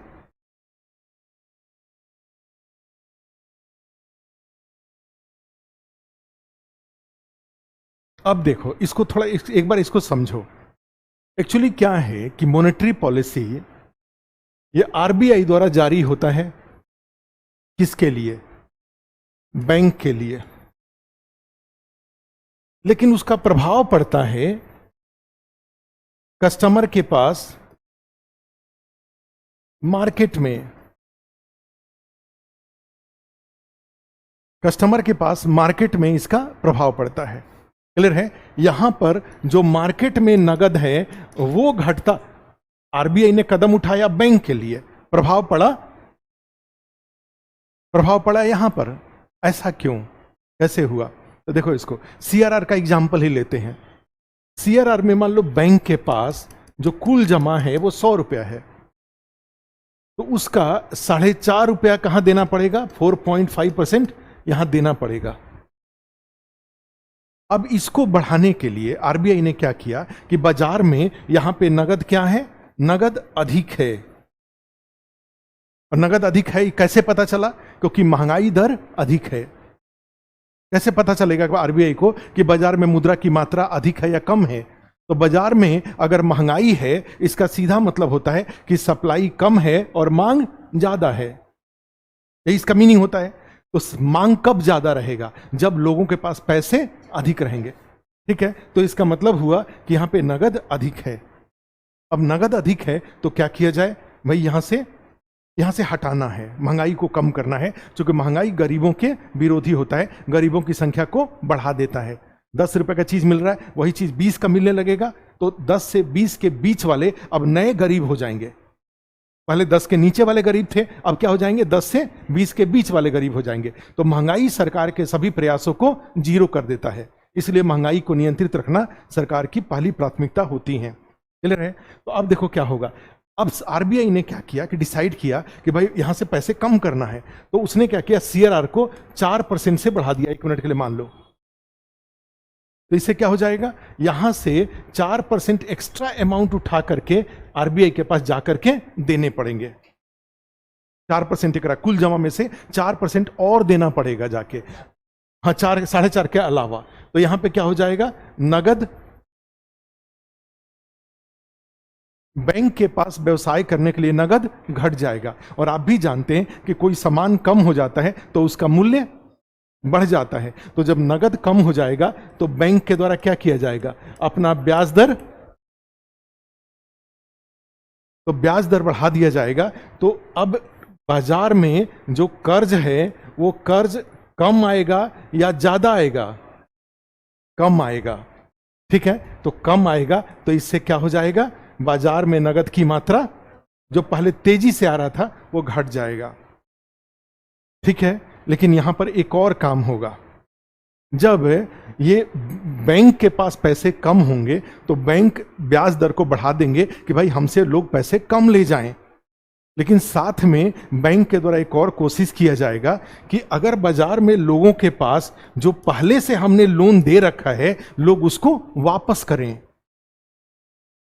ठीक है? पहले से मान लीजिए किसी को गाड़ी को, किसी को मकान को, पर्सनल लोन, कई तरह के लोन दे रखे हैं। तो इंडिया में क्या होता है कि 2 तरह का ब्याज दर होता है। एक होता है फिक्स रेट और एक होता है फ्लोटिंग रेट। इंडिया में 95% जो लोन होता है वो फ्लोटिंग पर होता है। माने उसका रेट ये सीआरआर, एसएलआर के अनुसार जब ये ब्याज दर बढ़ेगा या घटेगा तो हमारा ब्याज दर भी बढ़ जाएगा या घट जाएगा। कई बार ये बढ़ गया ब्याज दर, नगद आरबीआई के पास पैसे, बैंक के पास पैसे कम हुए तो ब्याज दर बढ़ गया तो हमारा ब्याज दर भी बढ़ जाएगा, ठीक है। और कई बार घट जाए तो भाई हमारा भी घट जाए। तो लोग भारत में क्या करते हैं कि जब लोन लेते हैं तो फिक्स नहीं कराते हैं। तरीका क्या हुआ कि भाई चाहे आपका सीआरआर बढ़े घटे, एसएलआर बढ़े घटे, हमारा कोई मतलब नहीं है, हमारा जो लोन है उसका रेट ऑफ इंटरेस्ट 9% आप फिक्स कर दीजिए, ठीक है। नुकसान इसका क्या होगा, जब 11% होगा तो तब भी आपको 9 ही देना पड़ेगा, लेकिन अगर आरबीआई ने कभी ब्याज दर को घटा के 7 किया तब भी आपको 9 ही देना पड़ेगा, हाँ तब भी आपको 9 ही देना पड़ेगा। तो लोग यहां क्या करते हैं कि लोग यहां पे फ्लोटिंग ही रखते हैं, बढ़े तो बढ़े घटे तो घटे। तो अब इसमें क्या होगा, जैसे ही बैंक द्वारा अपने कर देने वाले कर्ज का रेट कल से बढ़ाया जाएगा तो नए कर्ज के साथ साथ पुराने वाले कर्ज पर भी यह ब्याज दर बढ़ जाएगा। तो पहले से जो हमने गाड़ी का लोन ले रखा था 8% पे, अब हमें 9% या 10% देना पड़ेगा। तो मेरी कोशिश क्या होगी कि हमने जो लोन ले रखा है उस लोन में से कुछ अमाउंट या सारा अमाउंट क्या करें, वापस कर दें। क्यों वापस कर दें, नया कर्ज कम हो गया और पुराना कर्ज क्या हुआ, वापस हो गया। सॉरी, पुराना कर्ज यहां से ये वाला सिंबल ना बन करके पुराना कर्ज क्या होगा, कर्ज वापस। आ रहा समझ में ये, तो पुराना कर्ज वापस होगा तो हमारे पास, आपके पास जिन लोगों ने कर्ज ले रखा था उनके पास अगर कुछ नगद था और वो नगद लेकर के बाजार में उत्पात मचा रहे थे, ठीक है, तो इस ब्याज दर के बढ़ाने से वो कर्ज वापस हो गया। तो हमारे जैसे लोगों के द्वारा जो बाजार में मांग क्रिएट किया जा रहा था वो मांग घट जाएगा।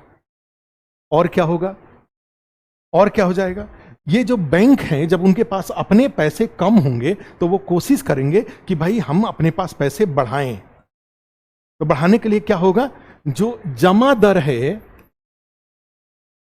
जैसे अभी आपने एसएफआर के बारे में देखा कि उसने, आरबीआई ने उसके रेट को बढ़ा दिया है, तो बैंक वाले भी क्या करेंगे, अपने जमा दर को क्या करेंगे, बढ़ा देंगे कि आप हमारे पास पैसा दीजिए, हम आपको 6% ब्याज देंगे, 7% ब्याज देंगे, 8% ब्याज देंगे। तो दादाजी के पास जितना पैसा है सारा पैसा दादाजी क्या करेंगे, उस बैंक में जाकर के जमा कर देंगे, क्योंकि उनको 8%, 9%, 10% ब्याज मिलेगा, ठीक है। तो ये जब ये ब्याज दर बढ़ता है, कर्ज देने वाला जब दर बढ़ता है तो जमा दर भी बढ़ जाता है। और जमा दर क्यों बढ़ता है, जिससे बैंक के पास नगद की मात्रा बढ़े।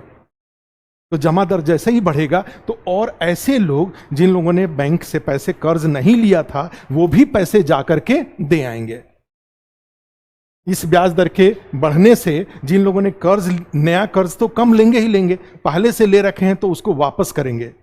और दूसरा, जमा दर के बढ़ने से जिन लोगों ने पहले से कर्ज नहीं लिया है, बैंक से उसका कोई लेना देना नहीं है, अब वो बैंक में खाता खोलेंगे और अपने नगद को जाकर के बैंक में जमा दे देंगे। क्यों, क्योंकि अपने पास रखने से कोई ब्याज नहीं मिल रहा है और बैंक में रखने से ब्याज मिल रहा है। चल रहे, तो इन एक सीआरआर को 4% से बढ़ाने से कितना फायदा हुआ, नया कर्ज कम, पुराना कर्ज वापस, और प्लस बैंकों में जमा बढ़ जाना, और सब मिलाकर के बाजार में नगद की मात्रा संतुलित, या नगद की मात्रा। अब आरबीआई यहीं पे क्या हो जाएगा, यहीं पे देखो, अब इसको सीआरआर के बदले हम क्या करें, यहीं पे मान लो 1 मिनट के लिए एसएलआर है 18 के बदले 28 कर दें, तो बैंक को क्या करना होगा, अपने इस नगद में से ज्यादा पैसे का सोना या सरकारी प्रतिभूति खरीद के अपने पास रखने पड़ेंगे। तो ज्यादा रखने पड़ेंगे तो इससे क्या हो जाएगा, बैंक के पास नगद की मात्रा कम। बैंक के पास जब ज्यादा पैसे का, बैंक के अब 18 के बदले 28 कर दिया, तो बैंक को अपने नगद में से 10% एक्स्ट्रा अमाउंट का सोना या सरकारी प्रतिभूति खरीद करके अपने बेसमेंट में रखना पड़ेगा। आ रहा समझ में, तो बेसमेंट में रखना पड़ेगा। तो इससे क्या हो जाएगा, इससे बैंक के पास नगद, ब्याज दर, बाकी सब, फिर नगद क्या हो जाएगा।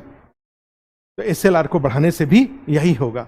अगर आरबीआई द्वारा बैंकों से मान लो रेपो रेट है रेपो रेट जिस पर आरबीआई द्वारा बैंकों को कर्ज दिया जाता है अभी 6.5% दिया जा रहा है, अगर इसको बढ़ा के 8.5% कर दिया जाए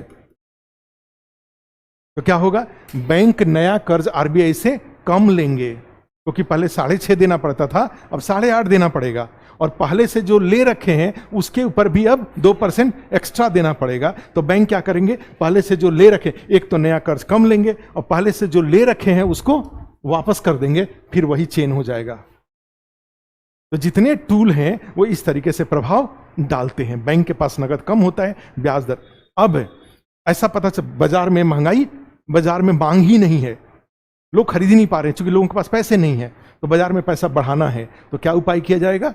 सीआरआर जो 8% था उसको घटा करके 4% कर देंगे। तो बैंक अपना 4% यहां से यहां ले आएंगे तो उनके पास नगद, ब्याज दर, नया कर्ज, पुराना कर्ज वापसी, और ये जो जमा दर है वो भी दादाजी अपना पैसा निकाल ले आएंगे। आ रहा समझ में? तो इस तरीके से ये जो सारे को घटाने से, जितने भी टूल आपने लिखा है सबको घटाने से यहीं पर प्रभाव पड़ता है और यहां पे प्रभाव पड़ता है, ये सब एक ही रहता है। क्लियर है ये?